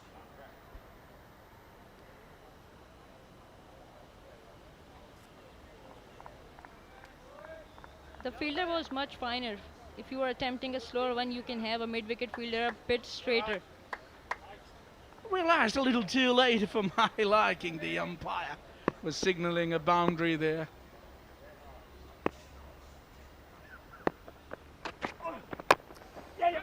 Went hard at it, didn't get quite hold of it, had to hurry for the run, but these Aussies are fit enough. Paulson will keep strike, 15 bowled. Australia are 106 for 1, and with that we are going to have change in the voices. It's going to be Qasim Sheikh alongside Rana Ashfaq.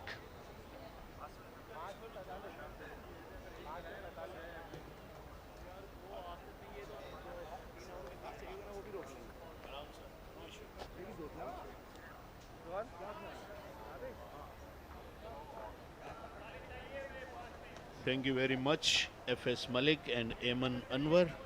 Pakistan were 97 for 3 at the same stage, and Australia are a 106 for 1. I've got Qasim Sheikh. Qasim Sheikh, 45 of 30 balls. Who's your money on? It's World Cup final. If I was a betting man at the moment, which I'm not, I would say Australia is looking in a better position. However, in a World Cup final, all it takes is maybe a wicket or two, and that couple of dot balls, and then yeah, jittery nerves could creep in, and anything can still happen in this game. That's a precious dot ball bowled by Fawad Alam. It has come down to 45 of 29 balls. I think it can still be a nerves jangling game if Pakistan get 2 or 3 wickets. And there we go! Yes, it is. What a timely wicket for Fawad and Pakistan. Is this the twist in the tail? You just felt like something was going to give the game a twist, and here it is. Australia have lost their second wicket. Quicker ball by Fawad Alam. I think batter might have even hit that. Rana, what do you think? Absolutely spot on. And wicketkeeper did the rest quite beautifully. Paulson is gone for 42 and Australia are a 106 for 2. 28 balls, 45 runs, and with 8 wickets intact with new men on the wicket, I think Pakistan is balancing the things here. All this takes now is a tight over. Not many runs in this over. The rate will go up a little bit. It's getting up a bit now. It's 9.64. But yeah, this continues to be a tight over for Pakistan. It starts to build the nerves again in the Australia camp. They're going to have to go hard. You might take another wicket, and I feel there's lots of twists still to come. You are spot on. You are spot on. All Pakistan need to do to bowl some tight overs, 2 or 3 out of these 28 balls, and they need to get 2 or 3 wickets.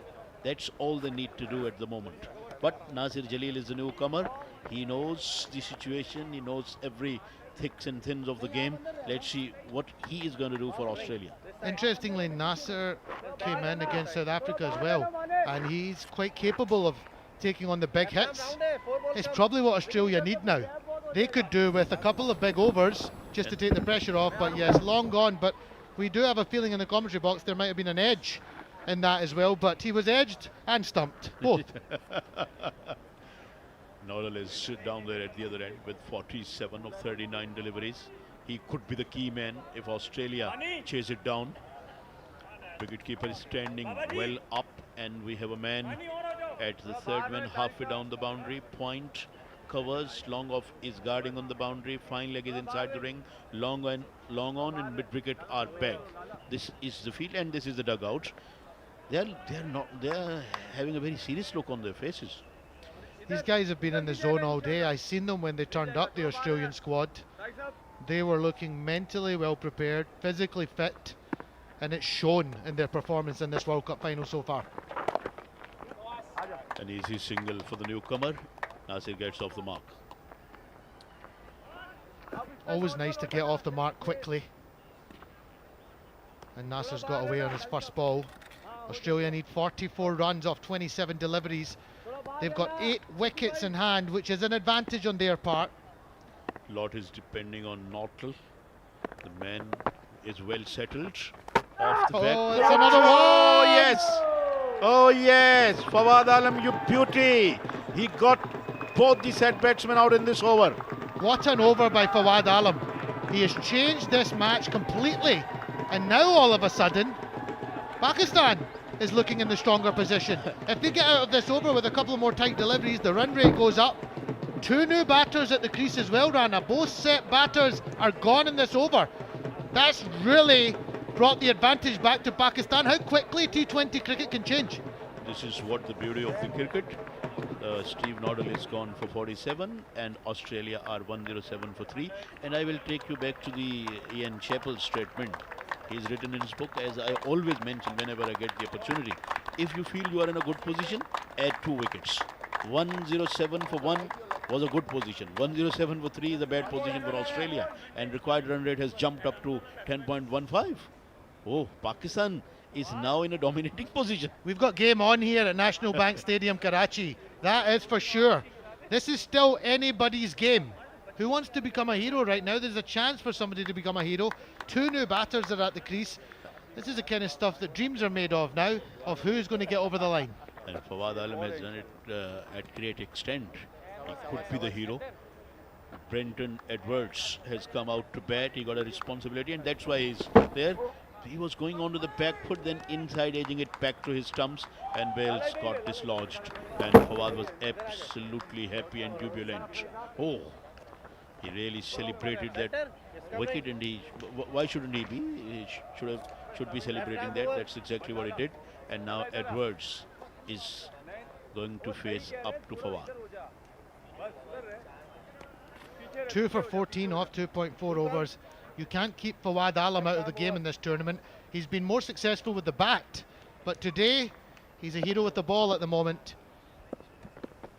He's a local cricketer as well. He dwells in Karachi. This one is played away into the leg side and a single has been taken.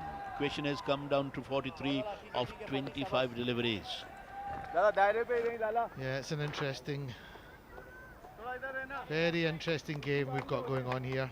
It's all on a knife edge. Look at these guys, the Australian guys in the dugout. They are tense, and understandably. Emotions can run high. This is the final. This one is driven away, but won't get more than a single. That's a terrific over from Fawad Alam. Not only he kept them quiet, but also got 2 wickets in it. 16 bowled, 109 for 3 the Australia.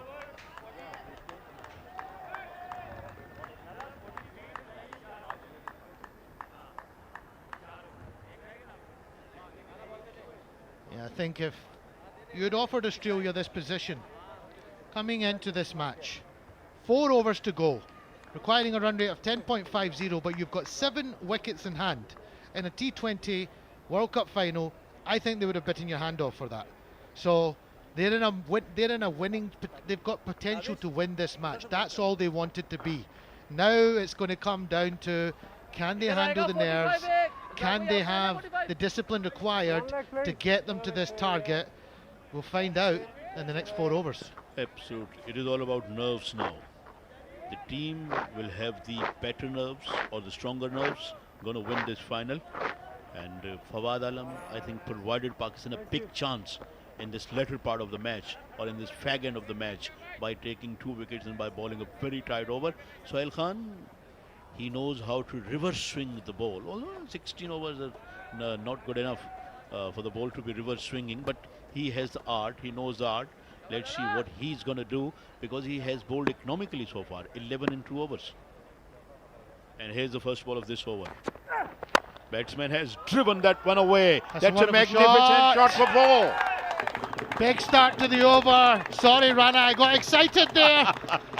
What a shot to start the over, and now a chance for Australia to make this a big over. Yes, Fawad Alam bowled a wonderful over, but Naser put Sohail's away on a very first ball beautifully. Look at that. He was on the front foot and then dropped that one with authority. Wonderful, wonderful cricket shot. When your team is under big pressure, he pulls that shot out. Naser could be the difference here, as Sohail Khan runs in again. It's driven, but not more than a single. 5 of first 2 balls, 37 needed in 22 balls. It's going, I think it looks like it's going to be a cliffhanger. What a game of cricket we've got. National Bank Stadium, Karachi. The excitement is at peak here in the commentary box, on the ground, with all those people watching at the sidelines. You can feel there's an intensity here. Who's going to get over the line, Rana? Very difficult to tell. Are we going to see a super over? You've been going on about this super over all day. Yeah, I know what you want. You want a super over. Hey, Sohail. Full toss. Oh, well stopped. Well stopped. For a moment, I thought that it would go all the way to the fine leg boundary. He missed out there. Oh, they've got overthrows as well. I mean, that will ease the wind, but that should have really gone away over fine leg for 4. So missed the opportunity, but they managed to steal another run. Oh, everything is happening here. It looked a bit comical. But that was well stopped at fine leg, but then they allowed the extra run by overthrowing it. That was well stopped. That was well stopped. Had that been placed here and there, that would have been 4. 10 runs needed and over. 35 needed off 21 balls. Sohail Khan 0 for 18 off 2.3. He's going to need to bowl all the way to the death. Edwards is on strike. Edward has hit it in the air. Who's going to take that? Who is going to take that? No, it dropped just in front of the fielder, and they are running back for the second, and they are well home. 2 very important run, a very important couple taken by Edwards. Great slower ball though by Sohail Khan. Look at that. And when your luck's in, Rana. That should have gone to one of 3 fielders, but it fell in no man's land, and Australian camp will be happy with that. 33 needed now off 20 balls. It is getting more and more interesting. 33 needed of 20 deliveries, as Qasim Sheikh mentioned. Edward is fairly new at the wicket, but he knows what he has to do and is trying to get some quick runs. Sohail taking a long run up to the wicket, is running away from us. He has gone for the big pull shot. The Edwards didn't make any contact. That one struck over the body, and that's an important dot ball. That was quick. That was quick, straight, well directed. I guess if you're going to win a World Cup, you're going to have to do it the hard way. But that is, oh, that nailed him right on the lid. What a bouncer by Sohail Khan. And the batter is clearly brave, because that's hit him flush. I think the rules now state that you really, if you're struck in the helmet, you have to get it checked or replace the helmet as well. But this guy, Mr. Edwards, he looks like a fairly strong lad. Yes, built like a tank, and he's taken that hit and he looks ready to go here. This is game on. I feel like I'm watching a heavyweight boxing contest.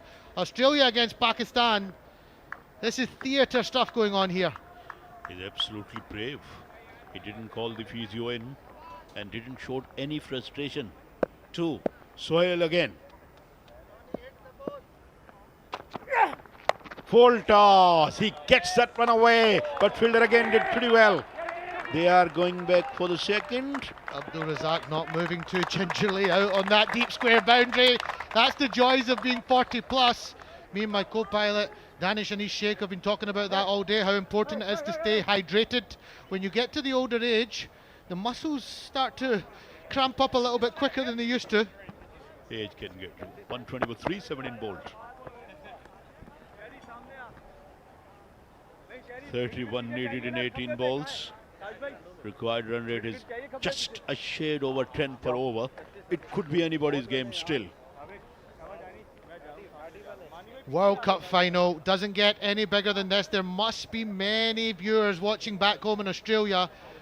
Jamie Pinelli, the captain, mentioned at the toss that there's a women's cricket team that he coaches back home in Australia, and they actually have a game on at the same time, but they were putting some iPhones and iPads in place. So if you're listening, shout out to you all. I hope you win your cricket match. And currently, your coach and his team are in a real fight here to see who's going to get over the line in this World Cup final. What a terrific match that we have witnessed so far. We have had 37 overs, full of interest and full of entertainment, and we've got 3 overs left in this grand finale, and Australia got to make 31 runs for the victory, and Pakistan got to restrict them inside the 30, because 30 means a tie match. I feel like they're going to target this over. Tabish has been a little bit expensive today. He was bowling back of a length. The wicket is really good. I feel like something's going to give here. They're going to try and target this over because Sohail Khan is not so easy to get away with the extra pace that he's bowling with. So this could be the over. What twists can we expect in this over, Rana? Spread outfield. Third man is back, point, mid-off, long off, right on the boundary. Long on is guarding the boundary as well, and there's a mid-wicket back, and there's a man backing at the square leg boundary. No, do we have? Yes, we have a man back at the square leg boundary. Tabish marshalling his troops around. Now he's very much ready to start this over. As Sheikh mentioned, this could be a very crucial over for both the teams. Naser struck a boundary in the previous over or over before. 10.33 is the run rate. This is a very, very good game of cricket. Here is Tabish. Down the leg side she goes, and White is called by the umpire. An important run. Yeah, you'll take a wide if you're Australia. First up. Still got 6 balls left in this over. I think Naser Jalil is going to be looking to go big. I think if he gets anything short, he's going to look to go hard. But if anything in his area, he's going to look to go downtown, maybe straight mid-wicket. He's going to look to go big. He's a strong man as well. Well built up like Edwards. This one is tucked into the leg side. Will they come back for the second? No, they won't. That's all they're going to get for that stroke. 29 required of 17 balls. What a great game of cricket we are watching here. I tell you what, Rana, you're a hope of a super over.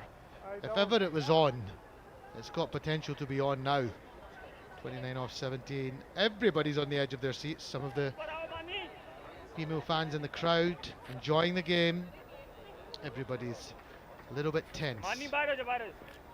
Yeah, because it's nerves jangling game, and there you see the old lady is reciting something, praying, and a lot of chats going on. Perhaps a family member, maybe I don't know, maybe her son is playing, or you don't know, but yes, she looks deep in prayer and hoping for the best. Here's Tabish, and this one is lifted, but there is a man back at the long on boundary, single again. So Tabish is doing a good job so far in this over. 2 singles out of 2 legal balls, and he bowled a wide. Yeah, he's not giving any width. A couple of overs ago he gave a little bit short of a length and gave some width to the batter. He's now looking kind of predominantly to go stump to stump, just keeping the game simple really. And the Aussie batters are managing to get the ball away for a single, but so far not able to get the big hit that they're looking for. As the balls continue to go down, they're looking for a big shot to ease the pressure with that run rate. A boundary is very much required for Australia. And he tried one and succeeded as well. It's gone all the way. It could be the telling below. Naser Jalil. What a shot just when Australia needed it. Tabish missed his length completely with the slower ball. Naser picked it up. Bang over long on. Not too far away from that lovely Divan Motor BMW car down there. He's pumped. He's good to go. 14 off 6, 129 for 3. 22 needed off 15 balls. What a timely 6 that one was. And it goes again, missed it altogether. Although they're running through for a single, it should be a leg by, I reckon. Yes, Wasim pats his knee to call it a leg by. It has come down to 21 of 14 balls, but that 6 can settle the nerves for Australia, which he hit on the previous ball, the ball before the previous one. And look what it did to the run rate instantly. The run rate was around 10.5 before that shot. It's now gone down to 9, a lot more manageable. But I've got a feeling they're going to look for another big hit. They want to get this down to near a run a ball. They're not going to like this as it gets closer to the end of the game that they're 6 or 7 runs behind. They want another big hit here. Zimbabwean players are also watching this match. This one is played away. Fielder is there. They take one, wanted the second, but it actually wasn't there. So that's why they are quite happy with the single. 20 needed of 13 balls. Oh my God, what a great match it has been, and what a great game it's going to be next Serving ball too. You know, Rana, often World Cup finals don't deliver. There's so many occasions that I've been so excited about a World Cup final, and it's not quite been a bit one-sided. This is a 50-50 game that is going down to the wire. Couldn't have asked for much more than this. Absolutely spot on. No one can ask better than this. No one can ask more than this. They have witnessed a terrific match. This is going to be 4 runs. That's going to be 4. That's yes. a massive boundary. Huge boundary. Just what Australia needed. I did say that they were going to target this over, and they've done exactly that. They've got 10 plus off that over, but that is just what you need. Cleared the infield, and it was only going one place and one place only. That's a massive over for Australia. 15 runs came off that over. 135 for 3, and now they are needing 16 of 12 balls, and run rate has come down to 8 per over. Look at the beautiful city of Karachi. It's the biggest city of the Pakistan. Lot of people are living in Karachi, and they are coming from every aspect and every walk of life. Tabish finishes with figures of 0 for 42. He's been fantastic this full tournament, but it just shows you how cruel cricket can be run. You've bowled well the whole tournament, and then you've had a tough outing in the World Cup final. But Pakistan are not out of this game. This only takes another tight over again and a wicket to take place, or 2, and the game twists again. But at the moment, Australia will be the happier of the 2 teams, as they have 7 wickets in hand. Absolutely, quite right you are. Pakistan needing a magical over Pakistan needing an extraordinary over from somebody like Sohail. He needs to concede 3 or 4 runs, and he needs to take 2 or 3 wickets for Pakistan to get back onto the driving seat or get back into this match. Now Australia is holding the ascendancy clearly, no doubt about that. Sohail is going to take the long run up.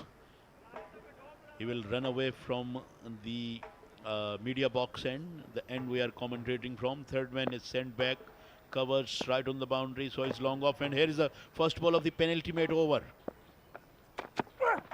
This one is driven, mid-on is there. Oh, he missed Misfield. Very, very poor fielding. That's not on, particularly on this stage of the game, and Sohail is not happy, and rightly so. Just as well they had Fawad Alam on the long off boundary. I think anyone else might have struggled to get round to that one. He's extremely fit. But yeah, Sohail Khan is not happy with the mid-on fielder. Rightfully so, to be fair, Rana. Yeah. You got to be giving your 100%, particularly with this equation. 16 needed of 12, now it has come down to 14 of 11. They have given away an extra run, which they can't afford, particularly at this stage of the game. Wicketkeeper standing back. We do not have any slip. Third man and Gully is still inside the ring. In case of edge, batsman can get a boundary.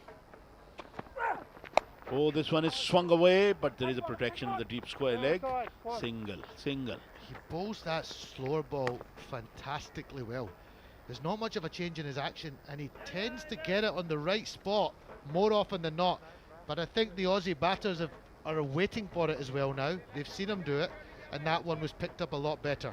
Single out to that boundary. 13 needed off 10 now. Fawad bowled a brilliant over in which he picked up 2 wickets, but these two now have taken their time, and they both are doing a good job, particularly the way they handled the Tabish. They targeted him and they succeeded, and now Australia back in a very, very good position to win this final. Can Pakistan still produce some magic? Can Sohail bring some magic in? Let's see. He's a good bowler, as you rightly pointed out, that he got a good slower one in his armory or in his arsenal, and he also can go for good Yorkers if he can. Let's see. This one pitched back, and this one is pulled. Fielder is running, and he does well. He does well. Yeah, well fielded on that deep backward square boundary. Easy to take a lot of pressure in that situation. Maybe misfield, just like we saw just happening at mid-off previously. But he held himself together, got round to that ball nicely, and just the one. Yeah, well fielded. That's beautifully fielded by the fielder, and importantly, they kept it to 1. Didn't allow the second run to be taken. 12 needed of 9 deliveries. Sohail got 3 important deliveries left. Can he get a wicket or 2? Because Pakistan got to discard this pair. They got to discard this partnership to have some chances. Otherwise, they are taking the game away. Pitched up and got smashed. What a 6! This is the telling below. Wow, shot yaar. I think that's the game, Rana. He's chanced his arm. He picked up the slower ball very early. And allow me to say, he picked the bounds out of that. He did indeed. I've been waiting all tournament to hear you say that. Absolutely picking the bounds out of that one, and really muscled that one over mid-wicket. It travelled miles. Oh, what a terrific shot. He hit that one with all the authority and all the hostility and all the brutality. What a magnificent hit from Edward. Sohail having his hands on his back. Pakistan now is looking in dire straits. Australia are the clear favourite to win the World Cup. Wow, what a match they have played. This is the same guy who just got hit in the head, Mr. Edwards. Only an over or so ago. Flush! For him to come back and play like this guy's putting his heart in his sleeve. He reminds me of the great Ian Chappell or Greg Chappell, the brave Australian cricketers. He looks a bit like Matthew Hayden to me. Oh yeah. He's got that physique about him. Absolutely, and Renshaw as well. Renshaw is built like him as well. 6 needed of 8 delivery. Sohail rubbing the ball on his trouser. He streams away from us. Gets that one towards the fine leg, whether it's off the pad or off the bat. Doesn't matter, he's going to get one. That's all they need now. They don't really need to take any more gambles. If they just keep rotating the strike, they're probably going to get an option to score a boundary perhaps in the next 7 balls. But I will never say never to anything, Rana, because we've seen it all in World Cup moments. Lance Klusener had the game won in the '99 World Cup semi-final, and Alan Donald didn't run. Yeah, Mekra was bowling, and Alan Donald run out comically, I would say. I don't think he feels that way about it now, but you know what? It's just moments like that. You see, the game was over, and it can twist. Absolutely right. Here is Sohail. And that's the game! Australia have won the IMC Over-40s T20 World Cup, National Bank Stadium, Karachi, and well-deserved, Rana, very well-deserved. Absolutely. Congratulations, Australia. Congratulations, Edward, Naser and the captain Pinale. That was pulled with disdain by Edwards for a 6, in fact Naser by a 6, and Australia won that match and won that final by 7 wickets with over to spare. What a moment for these cricketers. They're playing on home soil for the home team Pakistan at this wonderful test stadium, and for all their fans, families, friends watching back home, Jamie Pinelli's women's cricket team as well. I say congratulations to you all. Your squad have done a fantastic job. Yeah, many congratulations to Australia. They've been great throughout the tournament. Absolutely, and congratulations to Pakistan. They played well throughout the event, but they lost their way in the final. First, they didn't bat really well, I reckon. They scored at least 30 or 40 runs short, and they didn't bowl really well. But at the same time, I would say Australian bowled extremely well, Australian fielded well, and Australian batted beautifully well to get this victory under their belt. They are the champion. Good to see the spirit being shown by the Pakistani players. You can see it in their faces. They appreciate and acknowledge that this Australian team have played a wonderful game of cricket today, and they put a full game together to compete against the likes of Pakistan, who have got practically a test playing side. Many all ex-internationalists, but there's respect there. Respect is earned, and Australia players have earned that respect. Great sportsmanship, and this is how the cricket should be played. And Australians are absolutely happy. They're embracing each other. They're really congratulating each other, and Pakistani team joining them to congratulate them. And they are the deserving team. They are the better team today, no doubt about that. Yep, the best team won on the day, and Team Australia have played a wonderful game of cricket. I feel like there was moments in the chase. Pakistan might live to regret the run-out chance in the first over. You take those little opportunities in a low-scoring game, we might have had a different result. But once Australia settled into the chase, they really never looked back again after that. Their batters built in confidence, and I think that gave confidence to the rest of the batters, because they came on and played with confidence as well.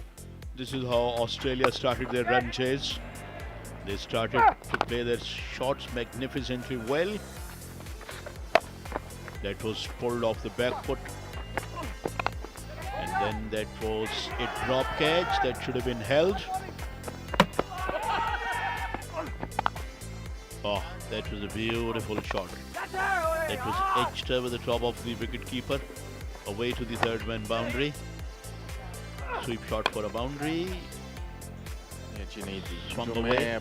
जब से matches शुरू हुए that was lofted. Square off the wicket, a boundary that was cracked off the back foot for a boundary.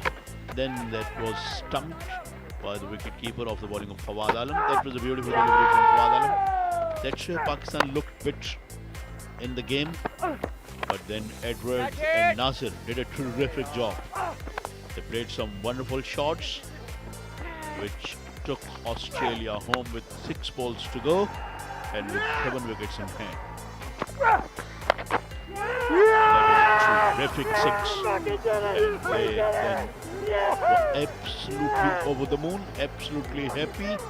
They congratulated each other, they embraced each other. And many congratulations for Australia.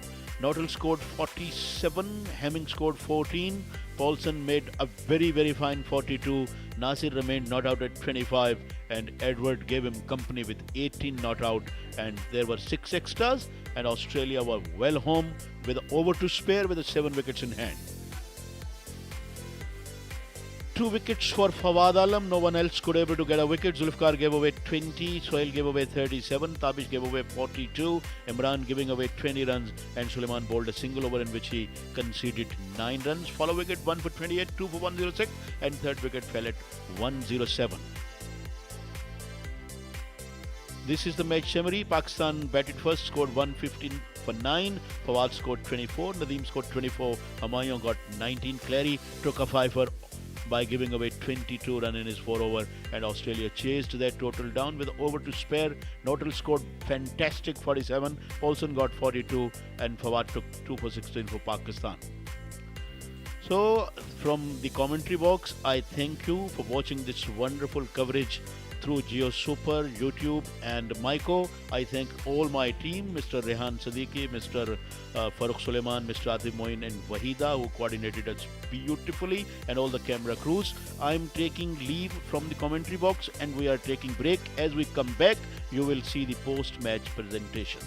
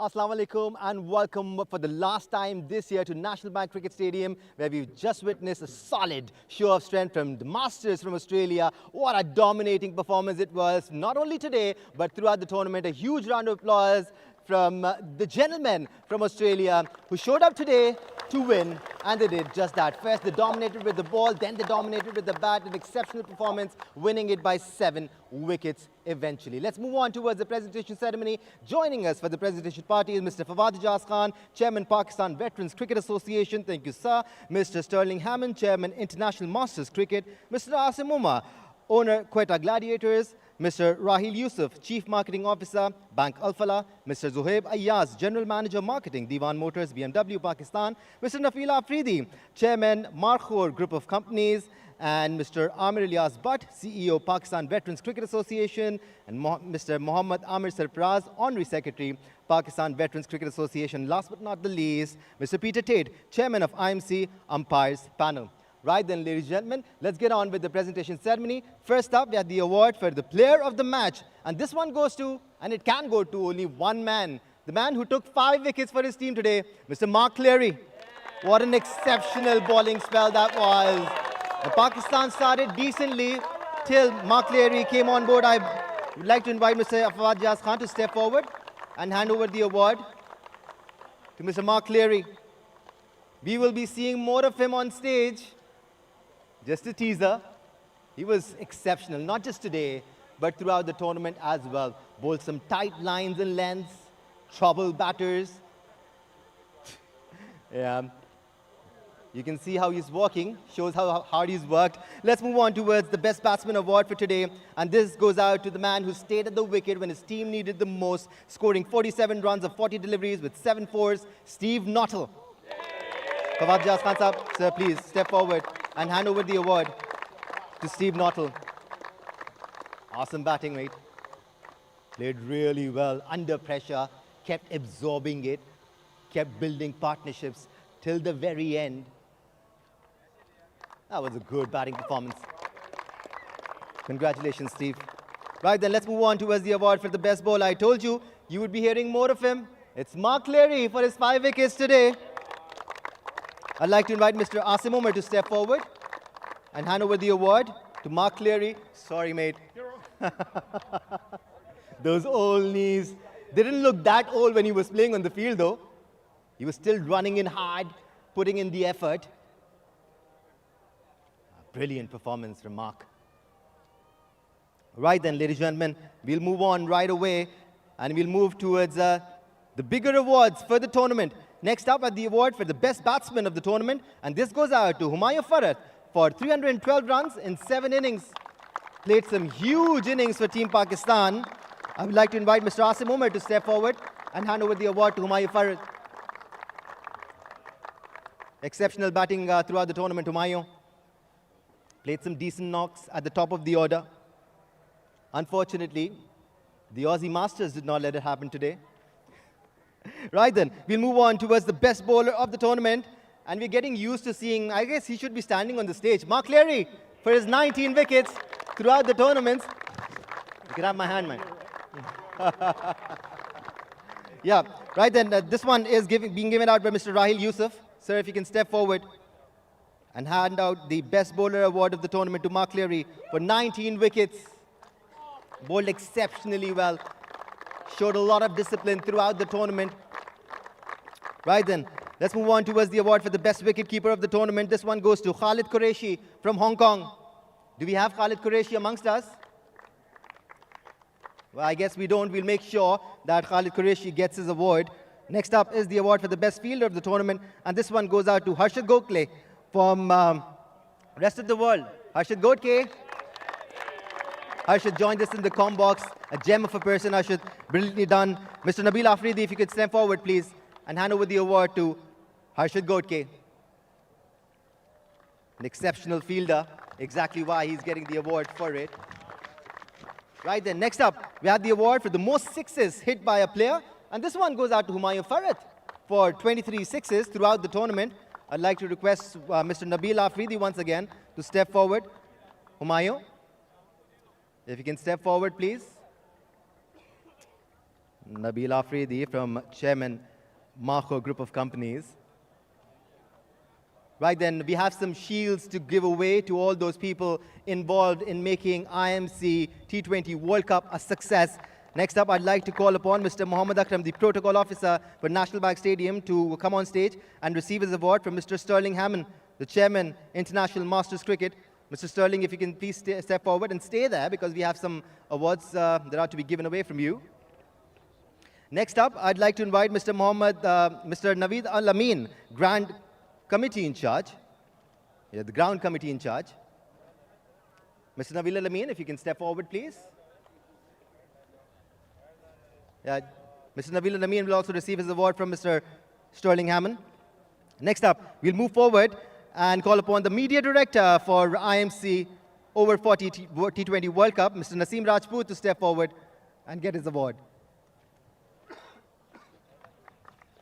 Mr. Sterling Hammond, you can stay there, please, because we have a few more that you are supposed to give out. Next up, I'd like to call upon Mr. Asghar Azim, Media Coordinator, to come on stage and receive his award from Mr. Sterling Hammond. Mr. Asghar Azim. Next up, I'd like to call upon Mr. Mohammad Naeem, the branding in charge of IMC Over-40 T20 World Cup. Mr. Mohammad Naeem, if you can step on the stage, please. I'm sure he's looking after the brand, making sure everything is on point. Yeah, we have Mr. Mohammad Naeem as well, the branding in charge. I'd like Mr. Irfan Ahmed, member organizing committee, to step forward as well and receive his shield. Yeah, we're just moving it on so that we can get to the medals being given away. You can come forward, Mr. Irfan Ahmed, and get your award.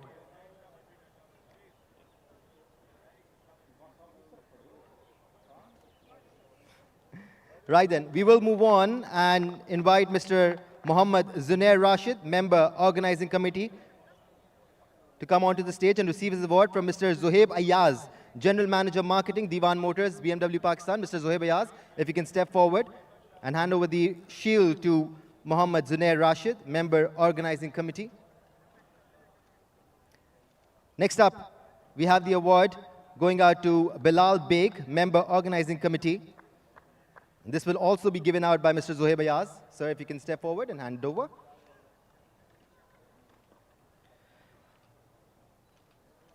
Right, the next one is going out to Mr. Arshad Khan, Senior Manager, National Bank Stadium. I'd like Mr. Sterling Hammond to step forward and hand over the award to Mr. Arshad Khan. Surely, he's making his way towards the stage. If we can make way for Mr. Arshad Khan, please. Lots of two for the senior manager. Thank you for your efforts, sir. Right then, now is the time to move on towards the awards for gentlemen who made it count throughout the tournament. Now this one is going out for the player of the tournament. It goes out to Antonel Atwell from West Indies for his 12 wickets and 178 runs.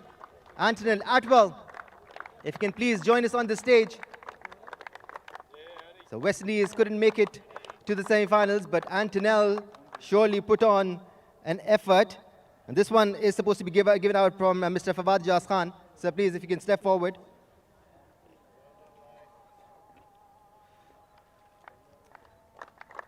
With just the medals and the trophy to be given out, I'd like to invite the chairman of IMC, Mr. Sterling Hammond, to join me here and say a few words about this tournament. Sir, over to you.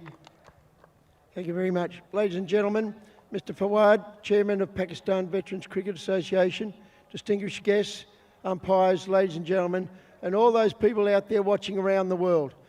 Well, we saw one of the great finals of all time in cricket here today. It was gripping, it was exciting, and it was played between two very even teams in the greater spirit of our league, the International Masters Cricket. I particularly want to first of all thank all the players in all the 12 teams who played for the last 42 games in the best spirit possible, with dignity, respect for the umpires, respect for the game, and respect for their teammates. You brought honour and pride to your country, and you brought honour and pride to the IMC. In particular, I want to thank the Pakistan team. Abdul, you and your team played magnificent cricket. It was an absolute joy to watch you play, and to be able to get so many high-profile past players to come and play not only showcased our product, but showcased the product of cricket in Pakistan. That it's alive and well, it's your national #1 sport like it is in Australia, and on behalf of the IMC and everybody, thank you and your team for all the play that you did. And Jamie, on behalf of the IMC, you came a long way, you worked hard, you lost the first game, and you fought back. Today, it was a gripping final, as I said, and congratulations to you and your team and all the support staff in making this happen. Well done, son. And finally, if I can just mention this, as you know, these things don't happen without a lot of hard work done behind the scenes. Mr. Fawad and his team have worked tirelessly for the last 12 months to make this the showcase spectacle that it has become. In particular, I want to thank the groundsmen of all the grounds who produced fabulous wickets, and the stadium here was a showcase around the world. It's like in Sydney playing the Sydney Cricket Ground every day, and that doesn't happen in Sydney, but it happened here in Karachi. So on behalf of all of us, thank you to the National Bank Stadium, and thank you, Mr. Fawad, and all your team for making this happen on all the grounds that we played on. To the umpires, Peter Tate and your crew, magnificent effort. We had international umpires come from all around the world, and the local umpires in Pakistan performed with great skill, and I congratulate you on behalf of the administrators and the players. Thank you. And finally, to all those people who helped over the last 12 days, the hospitality has been overwhelming. People cannot be more friendly. For all those people who assisted us in the security, the transport, the food, the lunches, and just playing the game, we can't thank you enough from the bottom of our heart, and this tournament belongs to you as to everybody else. Thank you, everybody, and enjoy the evening. Ladies and gentlemen, the chairman of IMC, Mr. Sterling Hammond. Thank you, sir. I'd like you to request you to step forward once again so that you can hand out the gold medals for the runner-up team. I'd like to invite all of you to come in a line so that you can collect your medals. All of you, gentlemen, we have one for all of you. So just keep on coming. We believe both the teams who came to the final out of the 12 are winners. And they'll be getting medals here from the man himself, Mr. Sterling Hammond. Razak bhai, while the team is getting medals, we would love to have a chat with you as well. I remember asking Jamie this question in the first match. They lost. They were 30 runs short. So were you? You can say. Unfortunately, we didn't start well in the first 6 overs in the batting. We lost my first wickets. It was important. But I think all credit goes to Australian team. They bowled well, field well, and they showed them they are very fit. Of course, they played well and they won the match, Razak, but it was a wonderful tournament throughout. We saw some exceptional performances from you and your team, as well as from Australia. I'm sure it would be fun to play on the global stage, even at this stage. Definitely, today's cricket won, who's mentally strong, physically strong. So they show them this is really cricket. So you can, face a good bowler. So unfortunately, you can say 10 to 15 runs short. Right, Abdul Razak, best of luck for the future, and best of luck for the rest of the matches whenever they may be played. Thank you, thank you, thank you. All right, ladies and gentlemen, huge round of applause for Mr. Abdul Razak. He was struggling in the field, but he kept going, kept fighting for his team, just like the Masters from Australia did, with the medals given away to the Masters from Pakistan.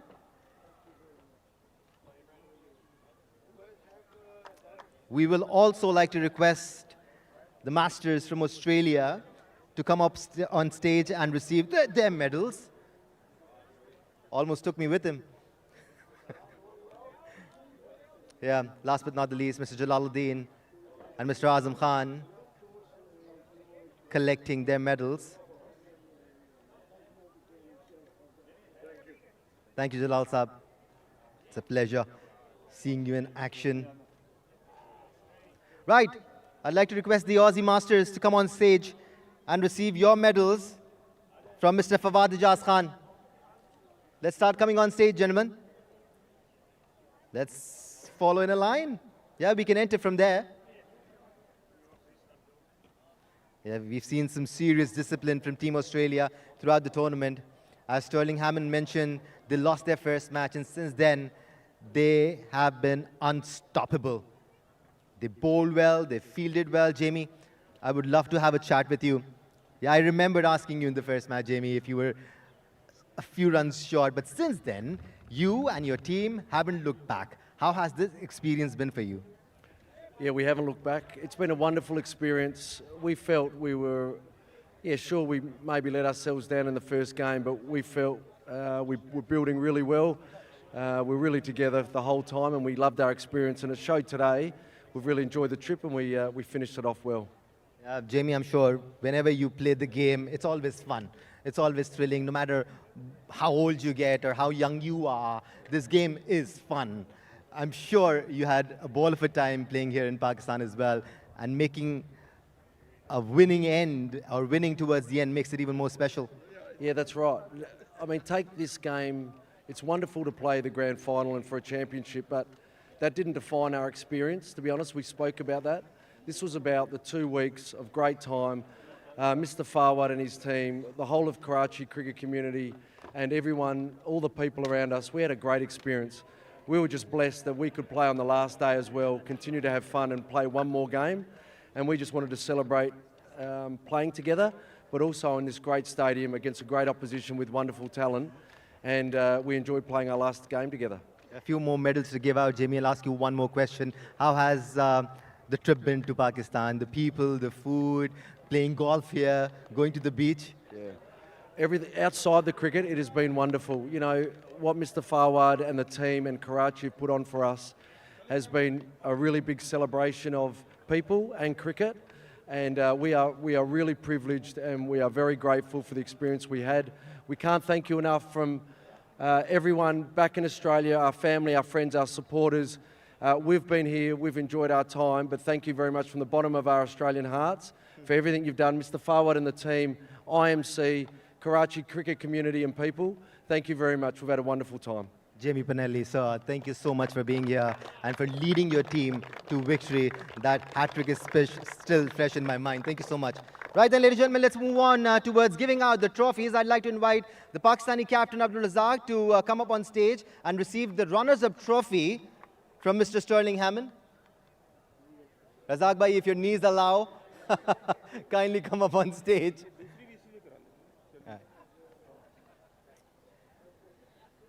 Yeah, I'd take the runners-up trophy too. It's pretty good. It's gorgeous. Jamie, are you sure you don't want to fight for the runners-up trophy? It's a lovely trophy. Right, next up, I'd like to invite Mr. Jamie Panelli to come up stage and get the winner's trophy, which he believes is even prettier. Yeah, he wouldn't want the runners-up trophy even if it had diamonds on it. He's won it fair and square. He and his team. What a performance it was from the Australian contingent. And as the Masters from Australia celebrate their win here at IMC Over-40 T20 World Cup, we bid you farewell from Jio Super. Hope you enjoyed the tournament. We will be back once again with yet another one.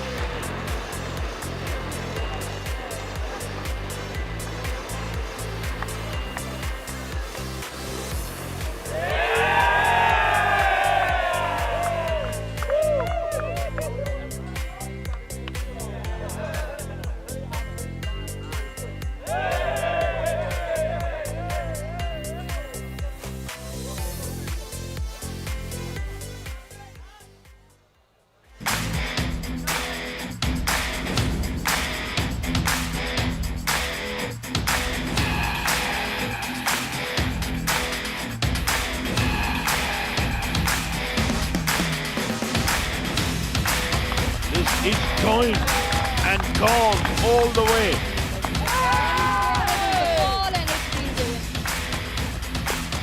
Another one. It's going to be 6-4. Oh, pulled him.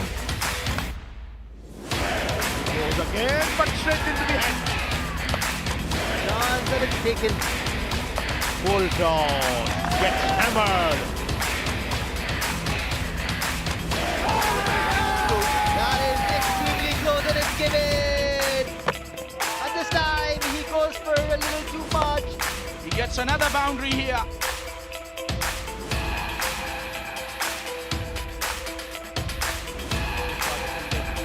And there we go. Oh, yes.